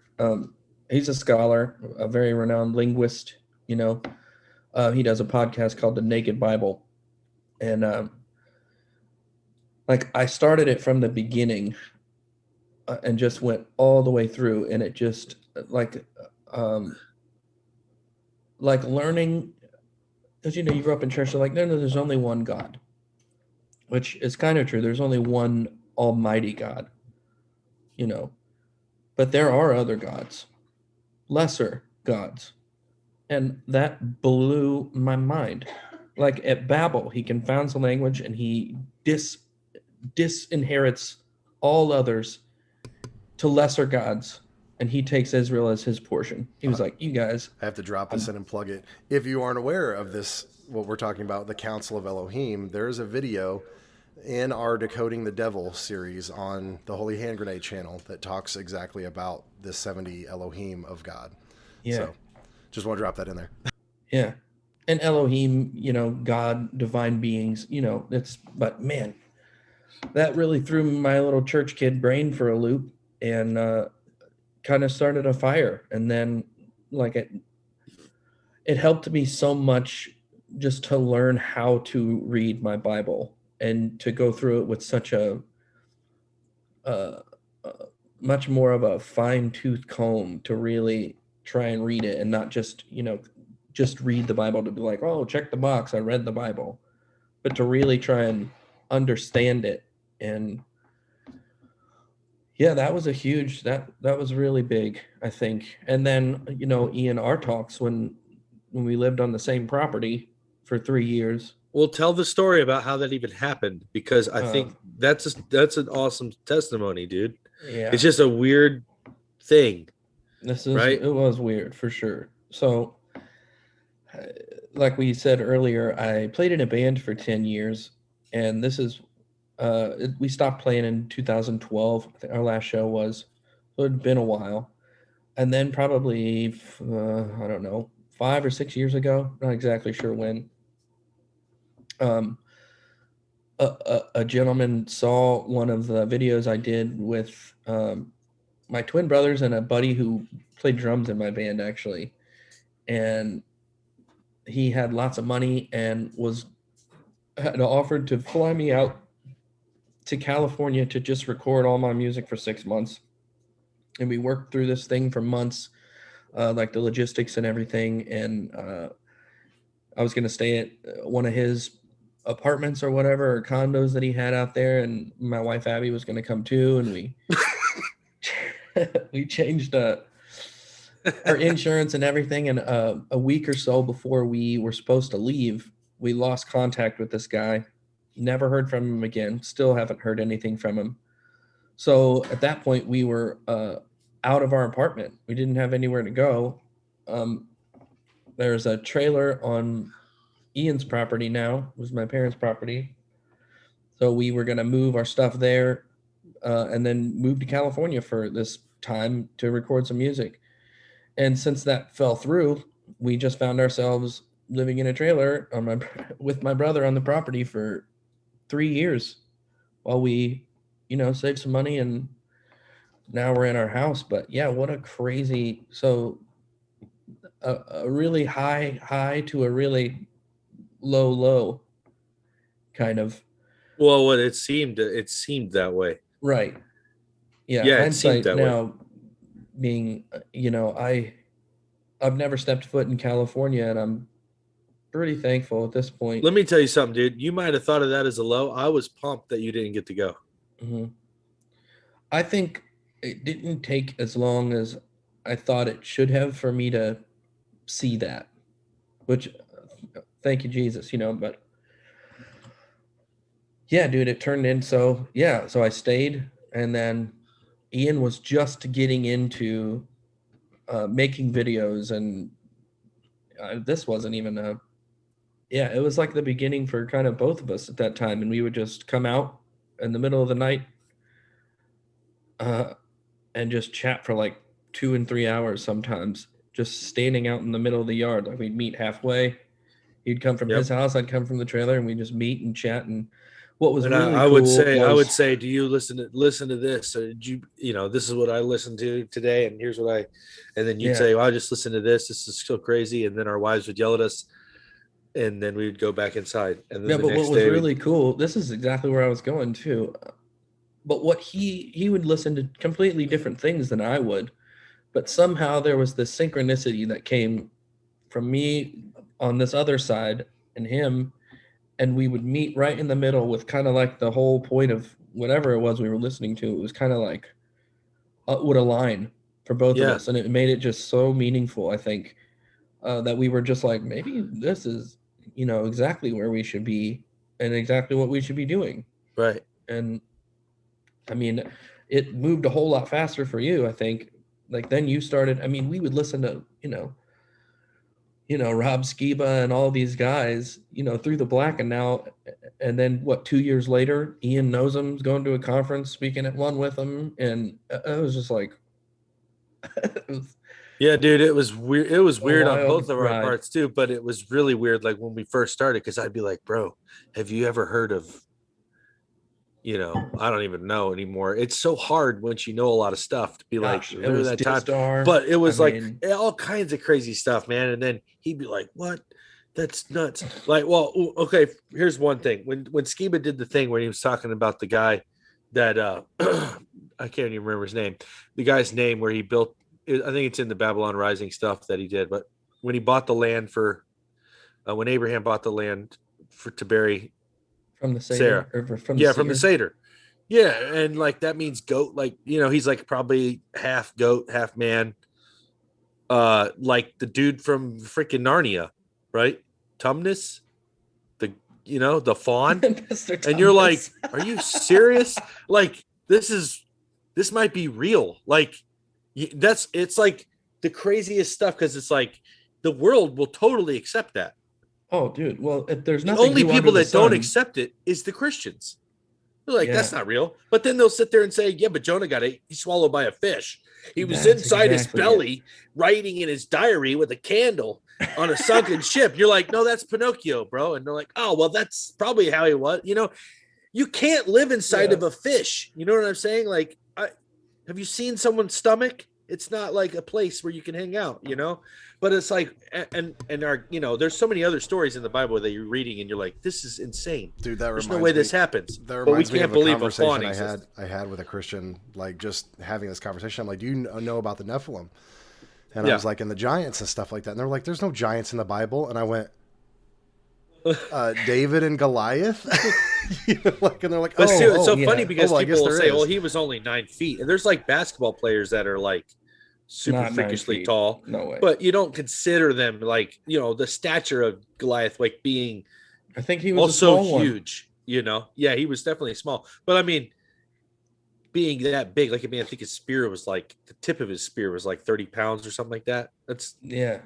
It's not good, dude. Like, I don't know. The Giant of Kandahar is one of them. That's another crazy story that you're like, this is insane. Like, this is real life. This stuff is real, like that, those moments where we were both like feeling the same thing. Like, how did no one tell us anything like this? I'm telling you, Sunday school would be awesome if I was a Sunday school teacher and I wouldn't get like, ran over afterwards or mobbed by the parents for teaching their kids weird stuff. I mean, dude, that's what really opened up the Bible for me again was, and I give props to Rob Skiba because I was following Rob Skiba back in his like, Prophecy Brothers. Well, I was doing that. He was going through Prophecy Club. I mean, he was making his rounds like when he first came out with the Nimrod stuff.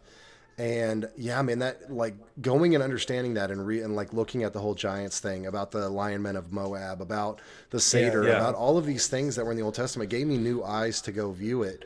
And it made the Old Testament, which I thought was the most boring thing to read.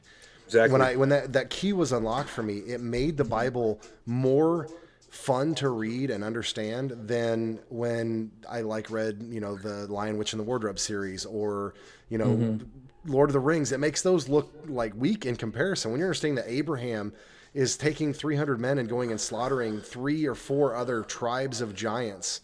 Dude, it's insane to know that. Well, Abraham, you think of Abraham because you thought of, you thought he was an old man. Frail old man, yeah. From the cartoons, you're like, Abraham's like, him and Sarah are old. They don't have any teeth. And God told them they're going to have a kid. And they're like, it's complete crap because, Abraham was, when you read the Testament of the 12 Patriarchs, dude, the stories in there are super awesome, man. And I love those stories. And I got I started thinking man, some of these dudes I want to meet them. I don't care about the disciples. I want to talk to the dude.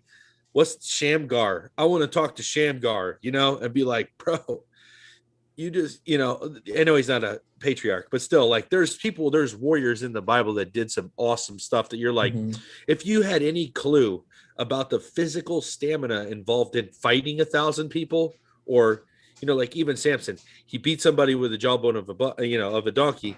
He killed I can't remember, 1,000, right? 1,000. Have you ever been to the gym? Do you know what it's like to punch a punching bag for 10 minutes? Dude. I mean, if you try to box somebody for 3 minutes, you feel like you're going to die. Yes. And these are you imagine life or death fighting 1,000 dudes. And by the way, jawbones are not that big. It's it's hand-to-hand combat. I mean, we look at dudes today like soldiers, and we have the advantage of killing people from far away, Back then, they literally had to bash each other's heads in or stab each other to death. Much more personal. Dude, you're talking but it's life or death for them too. They're fighting for their life. So, the warfare hand to hand had to be some seriously intense stuff. And you're talking, these dudes went into battle and killed if Abraham and his 300 dudes are killing four kings and their armies, right, to rescue Lot. What? It doesn't even make sense. It's like the worst video game ever, because you'd be like, there's no way, Yeah. Well, but yet it happened, and you're like, how in the world did it happen? It's just crazy. Yeah, it's a good, and same thing with the Old Testament, Aaron. I mean, geez Louise. But it's like, Heiser said, try and read your Bible like you would read a fiction novel, because you go into reading those with an open mind, and you remember things, especially the weird things, because you think they're going to show back up later in the book. And that's exactly how you should read, because that's exactly what happens. I mean, the New Testament is a commentary on the Old. Yeah. I think that's the problem, is most people read the Old Testament, at least in the modern Christian era, they read the Old Testament as a history book, and everyone who went to school knows the history was the most boring class. You know what I mean? It's I don't know. I like that. That's how I felt when I was reading and studying that before, especially when they got into the generations and stuff like that. It was so-and-so beget so-and-so. And it was 4 pages of that. And it was that's still hard to get through. But yeah, I did a whole presentation on the whole genetics and Genesis that woke up a whole thing for me, was understanding all of the stories that are in the Old Testament are leading up. They're the generations of Jesus. All of these crazy stories and all these things, to let you know, what God had to put up with mankind just to get the Messiah. Yeah. It's crazy, man. But and thinking, and how I feel just so lucky that I, encountered the information that I did from the people I did, I think, because knowing that, first Enoch is just a mind melter, to think that these fallen angels were going to this man to intercede to God for them. Right. And then people are like, well, that's not in the Bible. You're like, no, but there's plenty of references where Paul or these other, big wig dudes in the Bible knew about it. They read it. If it's good enough for them to read, why aren't you reading it? And then Skiba did that. What I don't know what the title of his big book is, the synchronized extra biblical text that he put right before Genesis. And I got that book, and I was just like, man, to think. But then, second and third Enoch is just a complete Gnostic nonsense. And if I didn't have that right people that would be like, oh, I know there's 2 and 3, you'd be like, yeah, but that's not. Only one speaks about Jesus and points towards Jesus. And that's you where heard the Son of Man came from in Enoch. I was like, God, that is so cool. The Son of Man, yeah. I think it's Timothy Alberino does a big thing on the Son of Man prophecies, like in Enoch, or at least he had before. And it's like, I can't remember how many times, over 300 times in Enoch, Jesus is referred to as the Son of Man. And this is before, right? Was it Enoch was 7th from Noah or something like that? Or 7th from Adam? 7th from Adam? Or what was it? I can't remember. He's But yeah, like, so this book was written, and it was before you had the Torah and stuff like that, but like these people knew Enoch, and then they knew the Torah. And if Enoch they went to the synagogue, right?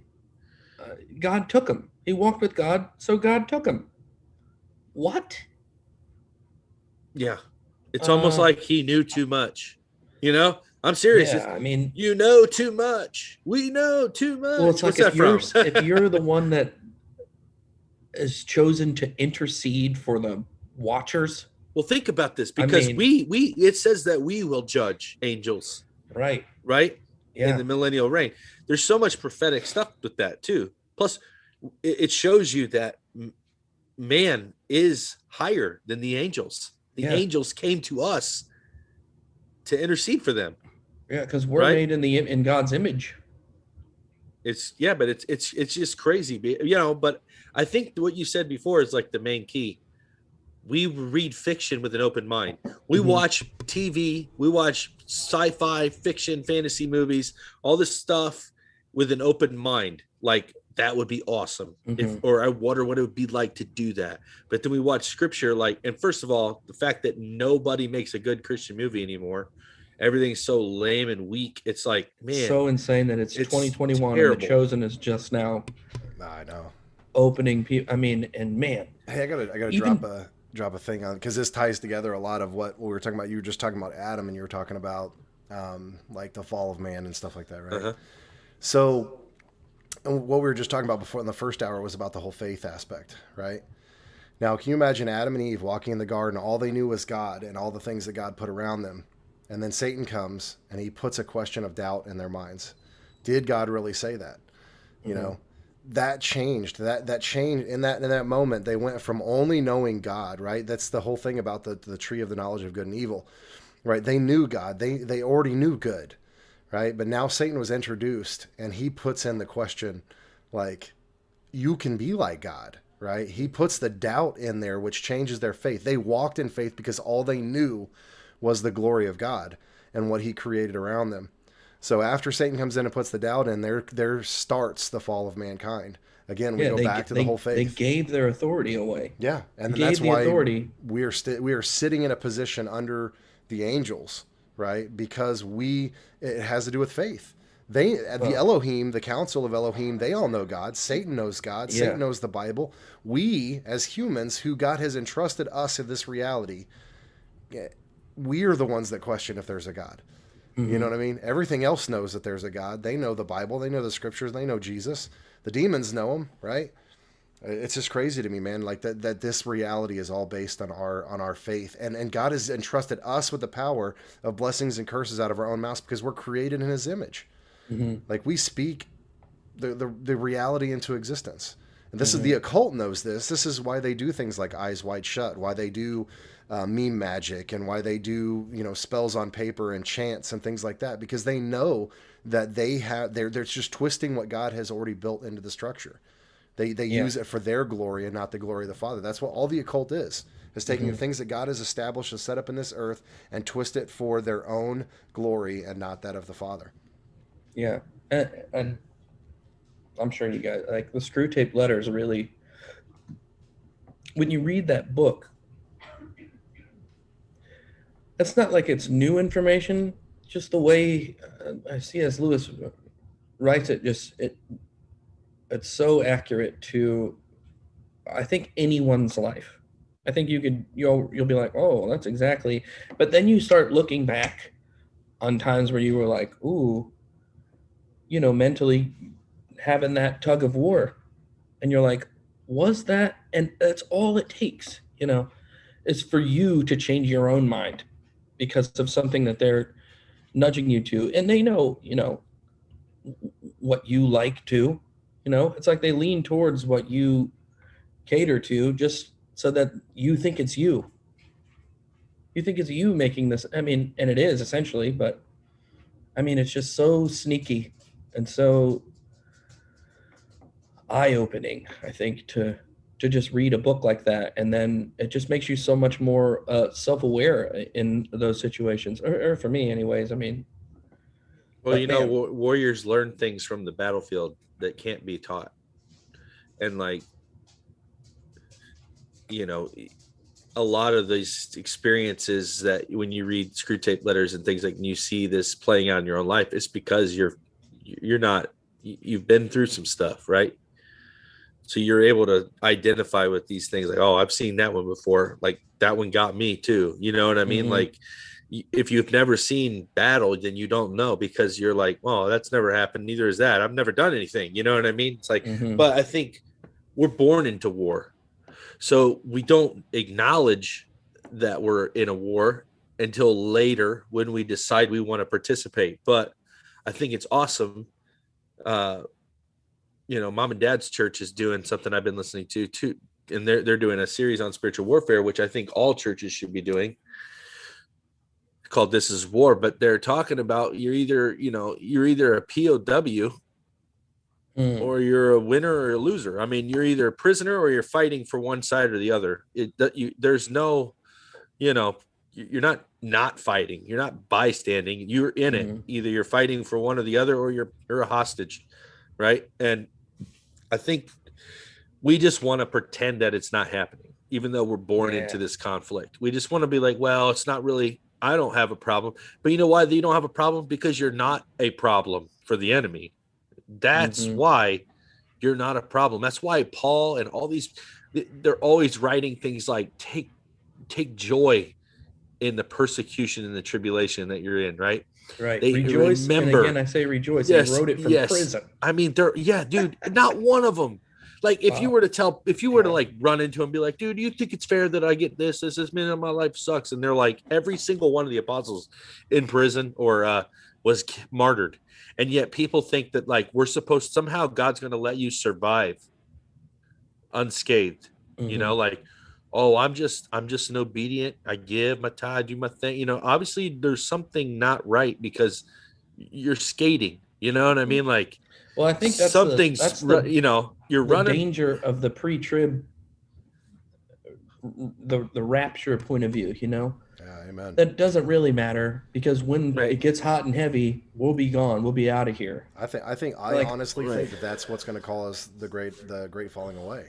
Oh yeah, because there are so many of these modern Christian churches that have preached that ideology, and when stuff does start happening, especially the Western Christians, they're going to be like, "Where's God? My pastor told me God was supposed to come get us before this stuff started happening," and they're going to be like, "Well, if my pastor was obviously lying, so I don't believe in this God. I don't believe in any of this."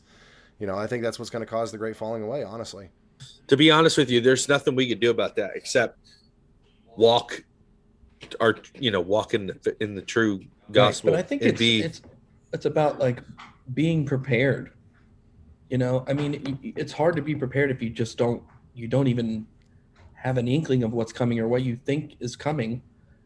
It's something that you don't have to be prepared for because it's like, oh, well, nobody knows the time or the place. It's like, yeah, but like this book that he gives us is pretty good about preparing you and guiding you, and and he declares the end from the beginning. So it's like, it's pretty important to read all that beginning and try and make sense of the end, and I'm reading, and Heiser, he's going through Revelation right now, but it's not just a straight through Revelation. It's the Old Testament in Revelation. So he basically is finding all these spots. And what John's crazy about is he takes all these nuggets and shoves them all together. It's real messy. So a lot of it is you're like, what in the world? But if you know the old, you can find where he's getting these pieces and shoving them all into one, which makes it kind of hard to understand, but you can pick them out and it's clear as day. It's unbelievable. Yeah. So helpful, I feel like. Well, yeah, one of the things though, I mean, this is one of the stories when I like read about the martyrs. You know, I can't remember which apostle it was, but I guess the story is that he went to go be beheaded, and he was, you know, in front of everybody, and one of the Roman soldiers who recognized him from actually being an apostle came up to him and saw that he was going to die for this faith, this belief in the Messiah, and he in that moment instantaneously became a Christian and laid his head down with him, and they both were decapitated. This was like a Roman centurion. Like, to me, that's you know, what we say about the modern Christian church where they're at today. But what does it say we defeat the dragon with, right? It's our testimony and, you know, the blood of Yeshua, right? Like these are the things that are going to cause people. I mean, in historical Christianity, persecution always led to a flourishing and a growth in Christianity. And that's because people don't normally go to death proclaiming the things that they believe if they're not true. I mean, if I just made up a religion tomorrow and they came to me and said, look, we're going to execute you. You're getting an electric chair or you can recant. If I made it up, then I think I would recant, right? To save my own life. But if I didn't make it up, and this is why I believe what I believe about the New Testament, and there's no amount of people who are going to be on the internet and say that the New Testament is junk and whatever. Those people died. It's recorded. I mean, we have extra biblical sources that talk about all of the Christians who were within earshot of Jesus, who died and were hung up on crosses and stuff like that. They believed enough in this man to go to death.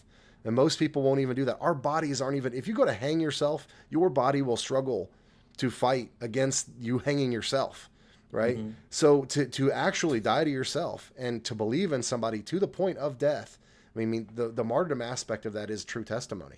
I mean, I only see one other thing that is comparable to that, but martyrdom is probably one of the strongest testimonies for Christianity. And, you know, I watched this yesterday. I've never seen the new Pilgrim's Progress. Well, it's not new, but newer than the one I watched when I was a kid, right? The Pilgrim's Progress. It's on Netflix. I think it's on Netflix or Amazon. Is it really? One of the two. Yeah, it's pretty good. It's pretty cool. But like, you know, one of the things that I thought was cool is like even they put it in this, and I don't remember exactly what year that was written, but I think it was like the 1800s, but 1830 maybe, something like that.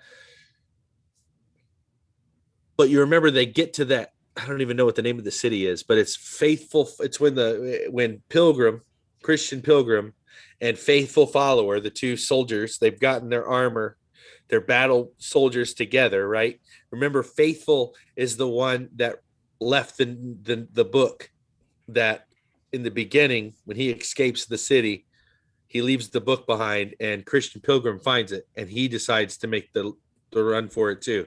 They end up meeting up, right? And they're walking the path together.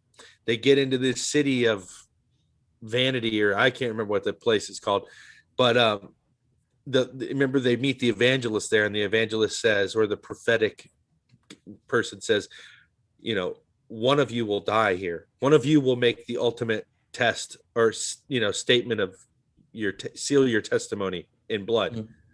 And they're looking at each other like, man, you know, who's that going to be? It ends up being Faithful, right? Faithful says, you know, he'll do it or whatever. And they kill Faithful. But then when the Christian Pilgrim's trying to leave and escape, someone helps him escape. One of the guards helps him escape. And then they get in this fight outside the gate when he lets him out, because Christian thinks that the guy's trying to get him, right? And the guy's like, no, I let you out. I want to go with you. He's like, I thought you were crazy, but when I saw Faithful give his life for this, then I had hope. And he said, then I realized that I want to do this. And his name is Hope. Mm-hmm. So literally, you know, I just thought it was super cool, man. I was like, man, this is 1678 is when it was written. Thanks, Mom. You know, it's just so he's martyred, and the martyrdom brings forth the fruit. Mm-hmm. Okay. And I thought that, and the rescue. Okay. The rescue and the fruit come from the martyr's blood. Yet we think that somehow we're not going to have to do anything like that. You know, it's insane. I mean, I feel like it's an honor. Like, I don't know what it is that where it is that you cross that line eventually, like where you don't want to be martyred. You're like, I'll do anything, God, but I really hope I don't get martyred. Like, I remember that missionary. Hey, dude, What's the missionary's name that went? He flew his plane. David Livingston. Yeah. Remember when he got speared by all the Aborigine tribe trying to land his plane in there, and then like, so he died, and you're like, well, that was a waste. But then because of that, his wife like was able to go in and like witness to the whole tribe and do all that stuff for years. You know what I mean? Because of that, like, it's just, you know, like to think like, man, what, when that verse, count the cost, like counting the cost, like, I don't know if it's irrational to say that you count the cost fully when you make that decision to follow Christ, because you don't know exactly what it means. I don't know if like by saying yes, you know, praying the prayer, it actually takes effect, because you're still like not counting. You haven't counted the costs. Because how many people do you know that you grew up in church with that prayed the prayer, baptized the same day you were, and yet where are they? You know, like, or, you know, maybe they died already by now. You know, I don't know. Like, it's just praying the prayer can't be it, because you can't count. You know what I'm saying? You know, so many people are just praying the prayer, not counting the cost. And I think counting the cost comes like every day, because it says you pick up your cross every day. So you literally have to choose every day if it's worth it to go one more step with that cross on your back. And it keeps getting heavier, just like in Pilgrim's Progress, where that burden just keeps getting bigger on his back, and he just keeps going, right? He's like, I'm going to make it at some point. This thing is freaking huge, but the only place I can get it removed. And every time he tries to go a shortcut, something bad happens to him. Remember? And then they say, just stay on the path. And then somebody will come along and be like, oh, you've been on the path. You're so good. I'm on the path too, but I'm going right over here for a second, because I have a friend that he could probably help you with that bag too. And you're like, oh, really? That's a lot closer than going all the way there. But then something happens to him, and he gets jacked up, and it gets heavier.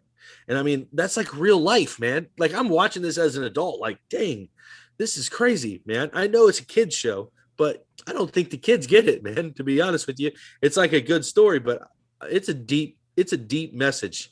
It probably on all levels. I'm sure you get it as a child too, but man, it's just crazy how God could use, like, you know, imagine that. I think the guy that wrote it was in jail.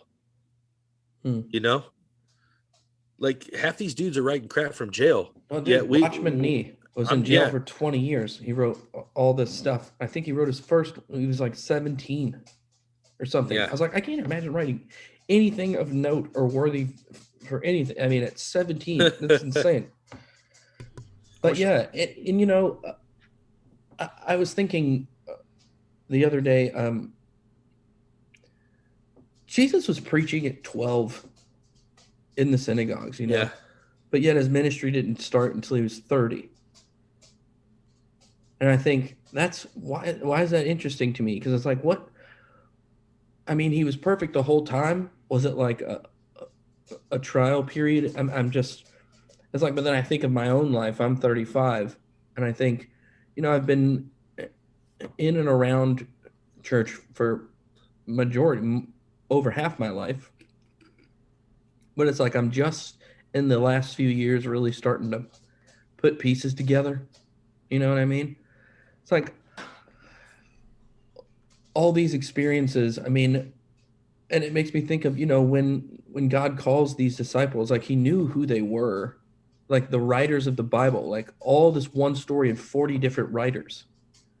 Like they each had their own spin or their own narrative to put into, like the Gospels is a perfect example, you know? It's like, you know, Luke was so, he wanted you to know what was going around the time. Like this is during the time of so-and-so being in charge. This is to kind of connect those dots for that type of person, you know? And Matthew being kind of a shunned tax collector, his way of approaching it was a little bit different than, so it's like, he knows about your whole life. It's like, it's hard to feel like you, yeah, man, like you're me. Like I'm just over here like Tommy Boy with his hair all flared up. Like I don't know, Man, man. I loaded that picture up. I was gonna play it earlier, or I was gonna show it on here. Yeah, Oh, but it's so true. Especially like now, I feel like I know so much more, and I'm so much further than I've ever been. But yeah, I feel so far back at the same time. yeah. And I'm just super thankful and just hopeful and excited and God what a can journey, man. redeem the time though too, man. That's You know, you always feel like you've lost so much time. Like I wish I'd have got this when I was younger, man, but he can totally redeem that time. Like, dude, I feel like the insanity of the world requires an equal or much greater insane response from us yeah. and the Lord. Like I feel like he needs a stunner, you know what I mean? Well, it's like what's the We're verse? going to be the ones, like, or at least that's my goal. I want to be the one of the ones to leave the stunner, you know? Like I don't know what that means, but I know that God's got to show up and like reignite. You know, what was that? What's I don't remember what book it is where he talks about how he had to leave the generation that had not known warfare in Egypt or whatever to know warfare. They had not known it. I feel like we're going through that, right? Like we're going to get real fast. We're going to learn all this stuff. And it's either going to like, well, that's what the verse I was trying to say. What is it's the grace of God to withhold revelation or something like that. oh, the grace, Because, the honor, or the grace of God, or what is it? The glory of God to conceal a matter, the honor of kings to search it out. yeah. That one? So and it's like it's the grace of God because you're not ready. Right. Oh yeah. That's his grace. If you're not Yeah. ready, you're just not going to get it, man. You got to be who God, and this is Pastor Jeff said this years ago. You have to be who God wants you to be before you can do what he wants you to do. Yeah. And I was like, man, it always stuck out to me. And I was just like, maybe I'm just not there yet. Maybe I'm not trying to be there. It's like, yeah. Well, like I heard someone also say, like, if you you have to build the character to support the destiny, or the weight of the destiny could kill you, right? If you don't have the character to support it. And like character is built over longevity, right? It's something you trials. wrestle. Yes. You can't build your character if you've had nothing to sharpen you or hurt you. And the sooner the way it falls on you is the more you jump in and risk things, the more you test the boundaries, or you know what I mean, or the not boundaries, because we're not really trying to go out of bounds, but like you're so like, for example, boot camp, right? You go into boot camp with hope, like you're like, oh, I'm gonna be somebody, right, in 6 weeks, but you don't realize the brutality of what you're about to go through. And they're going to literally destroy your body and your mind and then build you back up, and so like, but everyone that goes to boot camp always is like, man, if I had a choice, I'd have left, but I didn't have a choice. You know what I mean? They got forced into it, but then at the end, they're like, I'm so glad I did it. It made me, I found out who I was, you know what I mean? When you're tested. So, and it's the same as the guys that are like, I heard many testimonies of war hero, like veterans that say that your first tour right before you have your first combat engagement, you're the scaredest you've ever been in your life. And you like don't want to do it, even though all that training, everything. He said, but the moment the bullets start flying, everything just clicks and you go into this mode, right? And then the next time you hear gunfire and everything, it's not scary because you've already done it. It's the fear of the unknown that is what we're afraid of the most, is the unknown, that is exactly the same lie from the garden, right? Did God say that? You're like, if you're not sure, then it's unknown, right? Or the questioning makes it. This is why I've heard, like, if you don't act on something right away, if you hesitate at all, you'll probably talk yourself out of it. You ever heard that? Mm-hmm. I mean, that's probably true. I mean, it feels true to me. If someone, dares you to do something crazy in the moment, you'll be like, yeah, I'll do it. And then they say, okay, you got to do it on next Friday. Then that whole time you're like, holy crap. Like, what am I about to? It's like when you're a kid and they're like, you want to fight? And you're like, yeah, I'd kick your butt right now. But we're at school. And they're like, oh yeah, meet me at a flagpole at 2:30. And you're like, fine. Then like the whole time you're like, oh crap.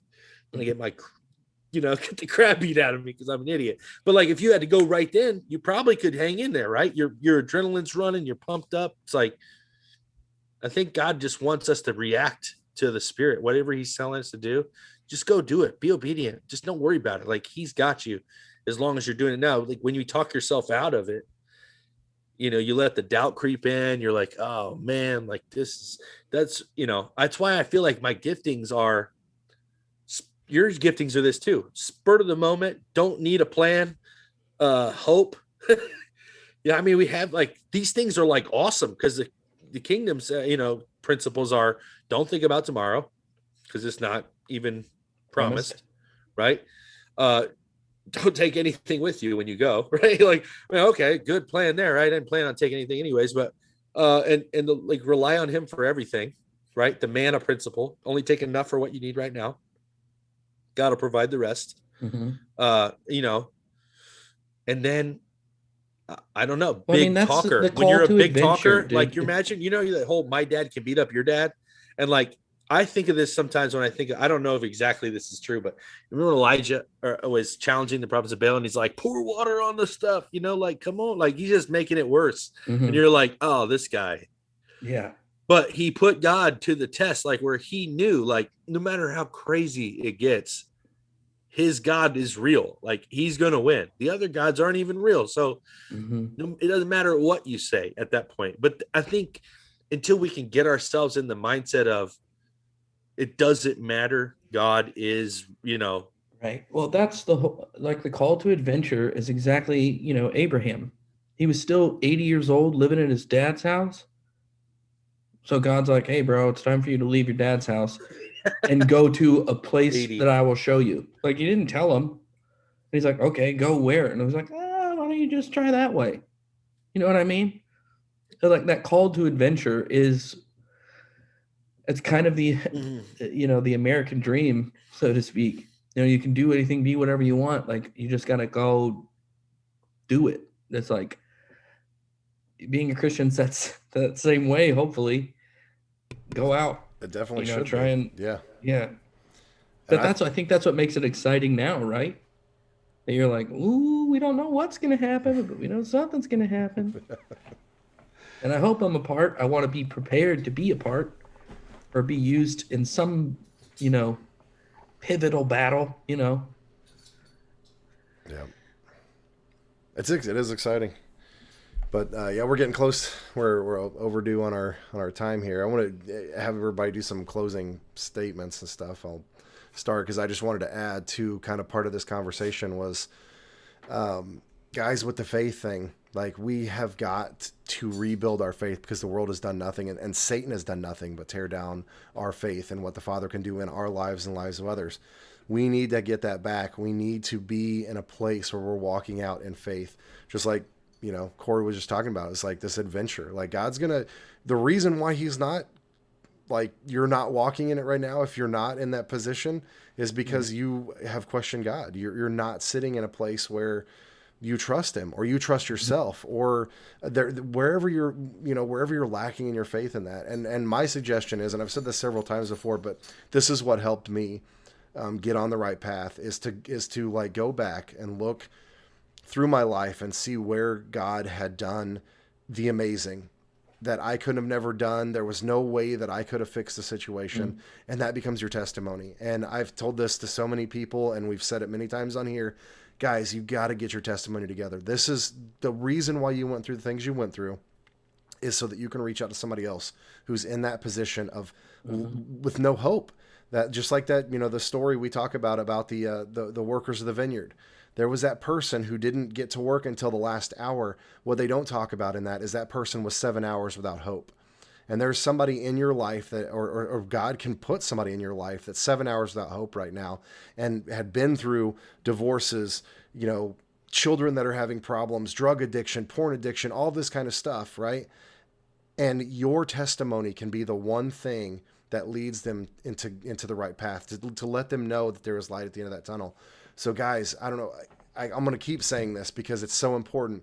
Start writing your testimony down, record it, do something that you have that testimony practice. It's just like any other spiritual warfare tool. You have to work it out. If you're not telling people about it because you don't know what your testimony is, start going back and finding out where God was at, because that's where you start with building your faith.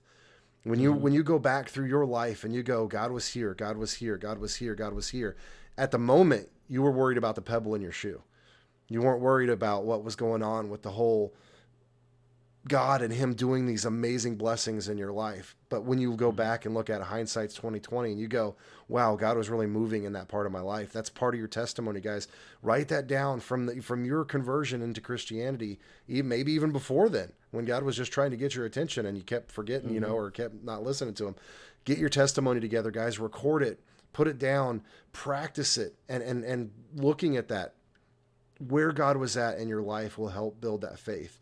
And start going, okay, if God did this, and this in my past, there's nothing that he can get me through right now or can't get me through right now. So that's what it's about, guys. Let's build that faith up, get that testimony ready, and start working that muscle. Get out there and tell people about what God's done for you. And I'm not talking about just writing it on social media. That can be helpful, but God moves in the relationships.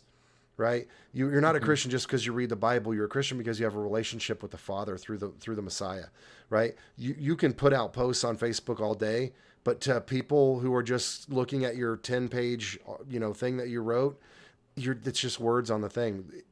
What we need is relationships. That's how this spreads, is having a relationship with somebody, is having friendships, is seeing that person, seeing your walk and seeing your light. I mean, nobody can see your Christian light through Facebook. Sorry, guys, that's not how it works, right? All they see is a person with a picture and them just making things. I mean, anybody can be anything they want on Facebook anymore, right? The media, that's all part of the facade, right? We're going to be outreached by actually going out there and meeting people, going out there with our employees, with our coworkers, with our neighbors, with our family. This is one of the coolest things. I just had to drop this in here because we talked about with training some of these other guys at my job where I'm at now. And we have brought 6 guys in, and I've had conversations with 5 of those 6 guys. They're Christians. They're into the truther stuff. They've seen stuff like Rob Skiba. I mean, wow. Michael Heiser. And I'm going out of an entire garage of 40 guys that I work with. I've had conversations with 2 of them. And in this last couple of weeks of training course, I've had 5 guys that are getting hired into this company who are Christian believers, who are not your average pew sitting Christians. And I'm like, my mind is blown right now. I'm like, only God can do something like this. You know what I'm saying? So guys, we got to start doing this. God is pulling people to start gathering together and start uniting and start doing things in families, in groups, in neighborhoods, in schools. That's where our battle is at. And he's not going to use you if you're asleep on the bench. If you're not ready to go out there and pull the trigger, he's not going to use you. I mean, it doesn't mean that he doesn't love you. It's just, there's a battle coming. There's a battle that we were in a war, and we need to be out there and be working in that war with a kingdom mindset that this is a war, a spiritual war, and get to work. That's where we need to be at. So that's my 2 cents. Amen. What you got, Corey? Man, well, thanks for having me on, guys. This was, we didn't really have anything to talk about, and I think it went flying by for me. So it was fun.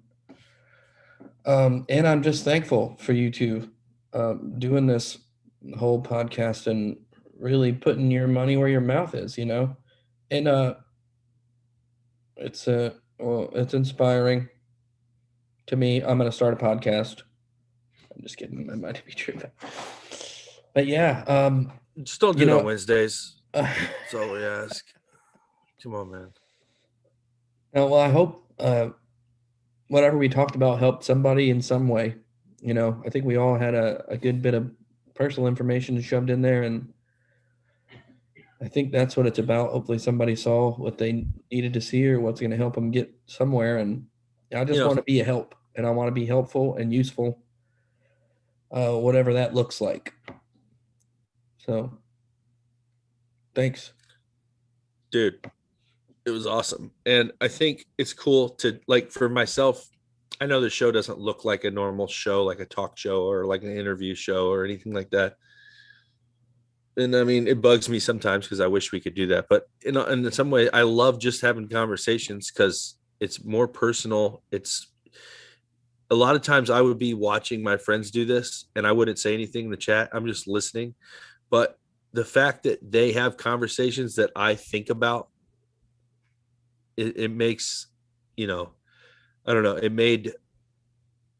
I had felt connected to people more when I heard them having the same struggles that I did, you know? Mm-hmm. So like, if anything, that's what I want you to know. And like, I like to be able to get on here once a week and just chat about stuff. And I want to encourage you guys. I have a blog that I want to read to you real quick. It's not too long, by Mario Murillo. And I'm going to put this in the chat so you can read it if you want to later or share it because it's amazing. But if you're not subscribed to Mario Murillo's blogs, dude, you're missing out. Here I'm going to put the blog in the chat there. But I also want to read it. And this particular one is from the 18th of May. It's called Why Wounded Healers Are God's Secret Weapon. Okay. Now, I think of us, we're all wounded, right? Every one of us talks about why in the world, like we all struggle with the whole why in the world has God chosen me to do anything? Like we all think we're the worst, right? And Paul thought he was the worst. Peter thinks, you know, everybody thinks they're the worst, dude. David, what in the world? And yet God calls him a man after his own heart, you know? We just don't get it, I guess. And like, I think God accepts us in our weakness. We don't accept us in our weakness, right? And because it just doesn't make any sense. But when you read this blog, just listen to, I'm going to read it for you real quick. And I'm not the best reader, but you know, deal with it. But it says, it is clear that a new breed of weapon is about to emerge. They are the wounded healers. Who are these people? Well, they do not have every hair in place or a clean record. They are not the sanitized, immaculate version of the body of Christ. They have messed up and they've gotten back up, trampled and left for dead, but God restored them. They have had no image to protect or ego to wound. They are the most dangerous people that Satan will ever face. They gained all new appetites in the furnace of affliction. That's a powerful statement right there. They do not need the glory, and they eschew titles and awards. Their unswerving passion is to show compassion and to take prisoners of love. You cannot get them to fight over doctrine because they have been to the cross. That sentence. You cannot get them to fight over doctrine because they have been to the cross. That's crazy. They know the blood that bought them, and that brought them back to life. They're like Peter at Pentecost. Only a Saul who has been handed another chance after denying the Lord 3 times will understand, or only a soul, sorry, not Saul. Only a soul who has been handed another chance after denying the Lord 3 times will understand the inner fire of a wounded healer. Who could write such a dangerous song as Amazing Grace but John Newton? Wow, that's an interesting thing. I just did that thing on John Newton. If you haven't seen it, that wretched man, the video I just made last week about Romans 7 was about John Newton. Once an infidel, let's see here. Let me go past that part. Let's see. You cannot find such zeal in religious do-gooders who never brave beyond livid halls of respectability. You will not find this flame in the bleachers where the cold souls sit and keep score, but who will never take the field. Wounded healers do not boast of clean uniforms or of battle evaded, but of scars and the gates of hell invaded. They have no preaching degree or pedigree, only a song that sets the captives free.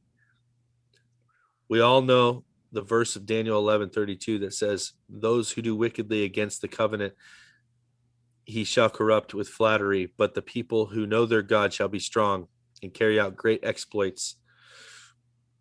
What we tend to overlook is the verse that comes later that would speak of the wounded healers. Daniel 11:35 that says, some of those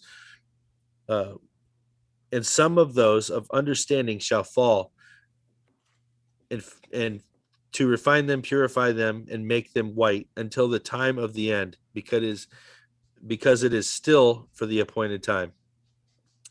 This is a word for you, my friend. Your attack is not to destroy you, but to refine you. Your rejection and your abandonment are not meant for shame, but for purity. It does not matter how your garments appear to the Pharisees, only that they are white before God. That's pretty powerful too. The most incredible news is this: though religious voices have disqualified you, your destiny is yet for an appointed time. The door that God holds open stays open. That is awesome. Now let us look at another aspect of a wounded healer. They're able to reach the masses that the regular churches cannot.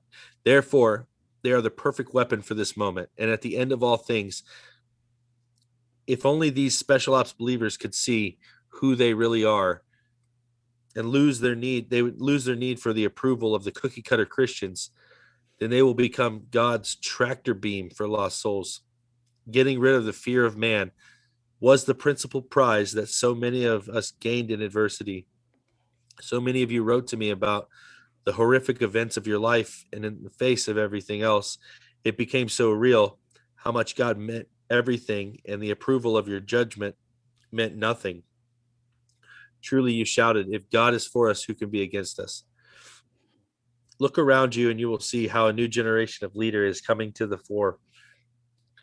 They do not wait for the committee's approval. They rent a school auditorium in a bad area and just start preaching. They preach raw sermons with open heart, and crowds come from everywhere. If this doesn't tell you, like, think about that. They rent auditoriums in schools, right? But what's the difference between they put tents up in the middle of nowhere, right, in the middle of neighborhoods, or they start a house church in the middle of a bad neighborhood and they take over, like, I mean, we're seeing that right now. Their forefront ministries are unlisted in the who's of who's in the council of churches, but Jesus feels just fine showing up there every time they meet. Look again and see the others who carry unlicensed weapons. They open their homes to youth. They send out food, clothes, and love the most unconventional ways imaginable with the smile of God. That is Simple Street. They literally food, clothes, smiles, baptism, healing, deliverance right there on the street. They go to them. Wounded healers may not wear denominational labels.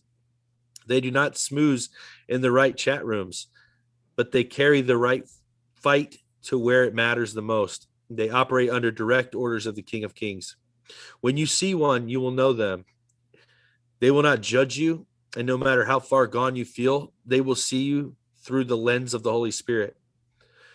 They will see you as you look after your miracle has come. You will feel welcome in their presence, and you will look priceless in their eyes. They do not view the sinner as a commodity, but as a kidnapped royalty. They do not view the sinner as a commodity, but as kidnapped royalty. That's awesome. Oh man, I could keep reading this thing, but it's just crazy, man. I just think of this as,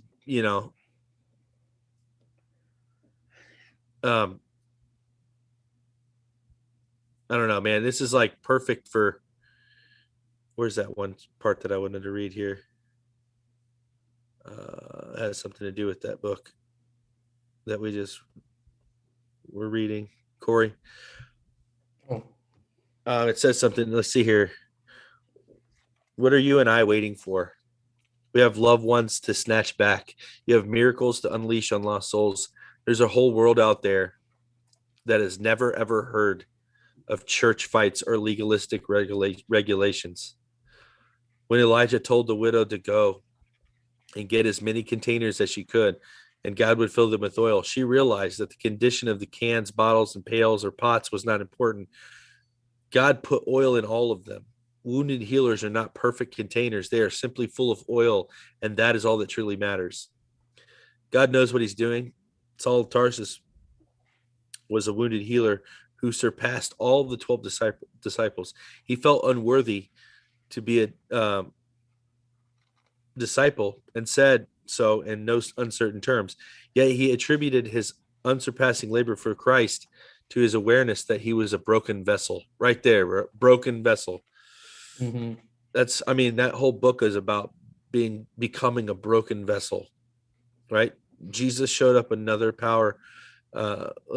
Jesus showed another power of the wounded healer in Luke when he turned the woman and said to Simon, Pharisee, do you see this woman? I entered your house and you gave me no water for my feet, but she has washed my feet with her tears and wiped them with her hair. You gave me no kiss, but this woman has not ceased to kiss my feet since the time I came in. You did not anoint my head with oil, but this woman has anointed my feet with the fragrant oil. Therefore, I say to you, her sins, which are many, are forgiven, for she loved much. But to whom little is forgiven, the same loves little. Therefore, to all of you wounded healers, I say, you will not get credit from the religious peanut gallery. So you will have to go and be content with the accomplishing more than any of them. So you will have to be content with accomplishing more than any of them will for Christ and loving the Lord more than they can ever imagine. That's awesome. You will get, let's see here. Therefore, to all you wounded healers, I say, you will get no credit from the religious peanut gallery. So you will have to be content with accomplishing more than any of them will for Christ and loving more than they can ever imagine. That's a pretty tough challenge, man. And like I said, I suck at reading, but go read it for yourself. I put it in the chat. Here, I got one paragraph from that book that I found that goes right along with yours, and I don't have anything else to say. It says, I'm afraid that some brothers and sisters are too whole. They have never suffered any dealings and have never changed in any way. May the Lord be merciful to us and set a straight course before us. May we see that this is the only way, and may we see that all of the dealings that we have received from the Lord during the past 10 or 20 years are for achieving this one goal. Therefore, we should not despise the Lord's work in us. May the Lord truly show us the meaning of the breaking of the outer man. Because unless the outer man is broken, everything we have is in the mind and in the realm of knowledge and is useless. May the Lord grant us a thorough dealing. Yeah. Amen. Amen. Amen. All right, guys. Well, that's it for us tonight. Thanks for everybody who was in the chat, and Chance was in there throwing up scriptures left and right. It'll be an interesting chat to go back through and read. Yeah. Calm down, Chance. So we love you guys, and we will. I'm gonna try to get up another SITREP rewind up tomorrow, and yeah, I don't know. That's about it for us tonight. Pray for me, guys. I got a very interesting appointment tomorrow. Yep. Prospect, Heard that. ministry prospect. So stay up all night and pray for me. Seriously. I'm not going to, but yeah, you need to. We love you guys, and may Yah bless and keep you guys. We will see you again next week. Bye, guys. Yep. See ya.